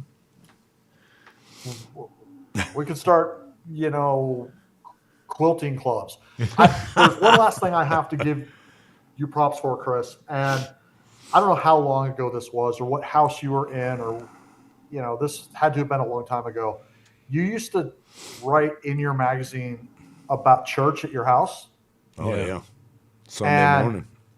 I used to have a very small version of that where friends, every weekend I'd have people over in my house and I had a 1-car garage.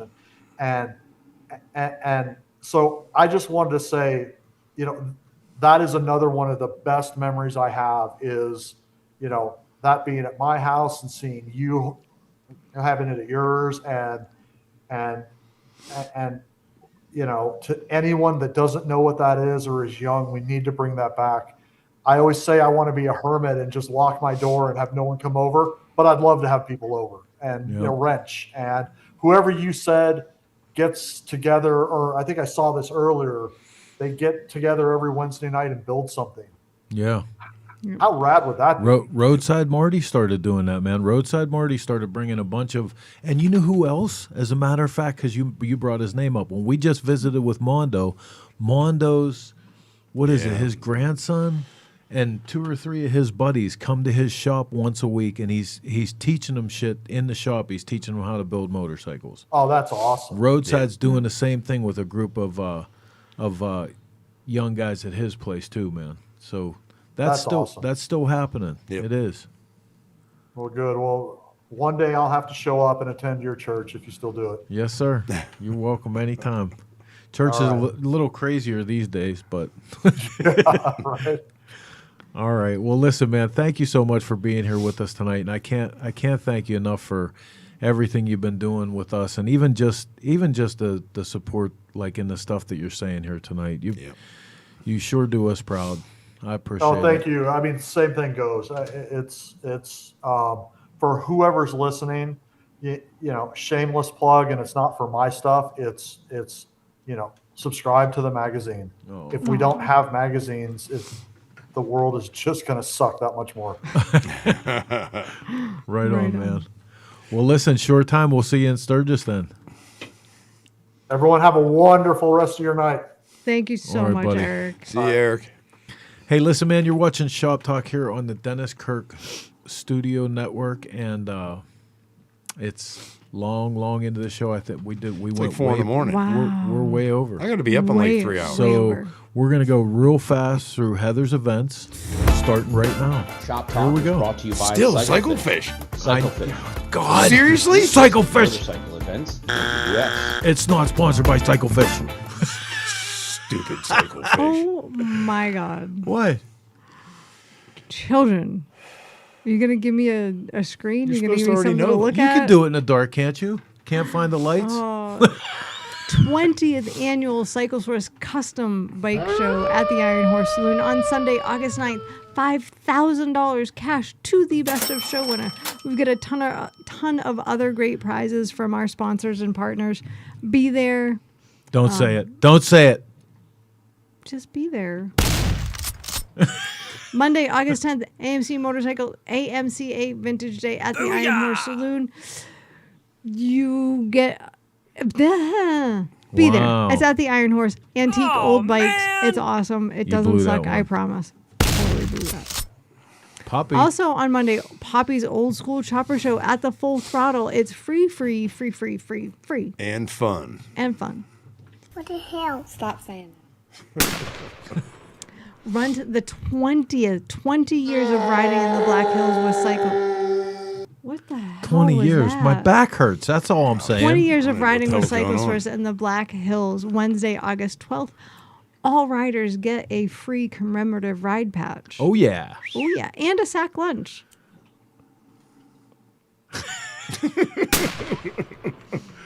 Biker Olympics and Mini Bike TT. $2,000 on the line for the Mini Bike TTs. $2,000. Wow. $2,000. $2,000. $2,000. It's But not the going to be best thing and is- we provide the mini bike. Yeah, brand new big guy mini bikes Yep. for you to race on this year. Awesome. It's not going to suck. Plus, our annual Biker Olympics $100 cash prize and a championship belt for the winner. Yep. Smokeout September 10th through 13th at the Rowan County Fairgrounds in Salisbury, North Carolina. Eric's going to be there. You should too. Smokeout is coming fast. 10, 9. Not that fast, but No, I mean, don't do it's that. fast. You know what I'm saying. You're picking up what I'm putting. NorCal Chopper Show. If you are on the West Coast Saturday, September 12th, go check that out. That's our buddy Aaron Green. Great time to be had by all cool motorcycles with Lockford, California. The MotorDrome. You can come see Chris and eBay Jake and all the cool kids race at Erie on the Lake. Yep. September 26th. We'll be there. MotorDromeRace.com. We will be there. And until then, we're getting ready for Sturgis. We have a deadline for the magazine. The truck is still broke down, and Mark's going to have to fix it before Smokeout. Yes? Super yes, busy that day. No, listen. Do you swear to tell the truth, Million the things. whole truth? You nothing can't but handle the truth. So help you God. All right, listen, man. Thank you guys for spending Sunday night with us. Like always, remember what I said. Sunday, 9 p.m. on the East Coast. Set your watches. Hit the like and share. Make sure you have the alerts. Tell your friends and neighbors. Yep. Shop Talk is going live. We'll be back here next Sunday with another incredible guest. Maybe not as good as this one. This was a good show. I don't know. I think next week is going to surprise you. Oh, boy. Next I week is going really to be do. pretty good. We've been doing some homework We've on been this, doing our on this homework. show. Oh, And boy. but until then, we will be back next week, same chopper time. Same Shopper channel. I don't even know what the hell's going on, Felicia. 10, 9, 8. I just want to do that Stop. No, sound don't effect. do it. Don't.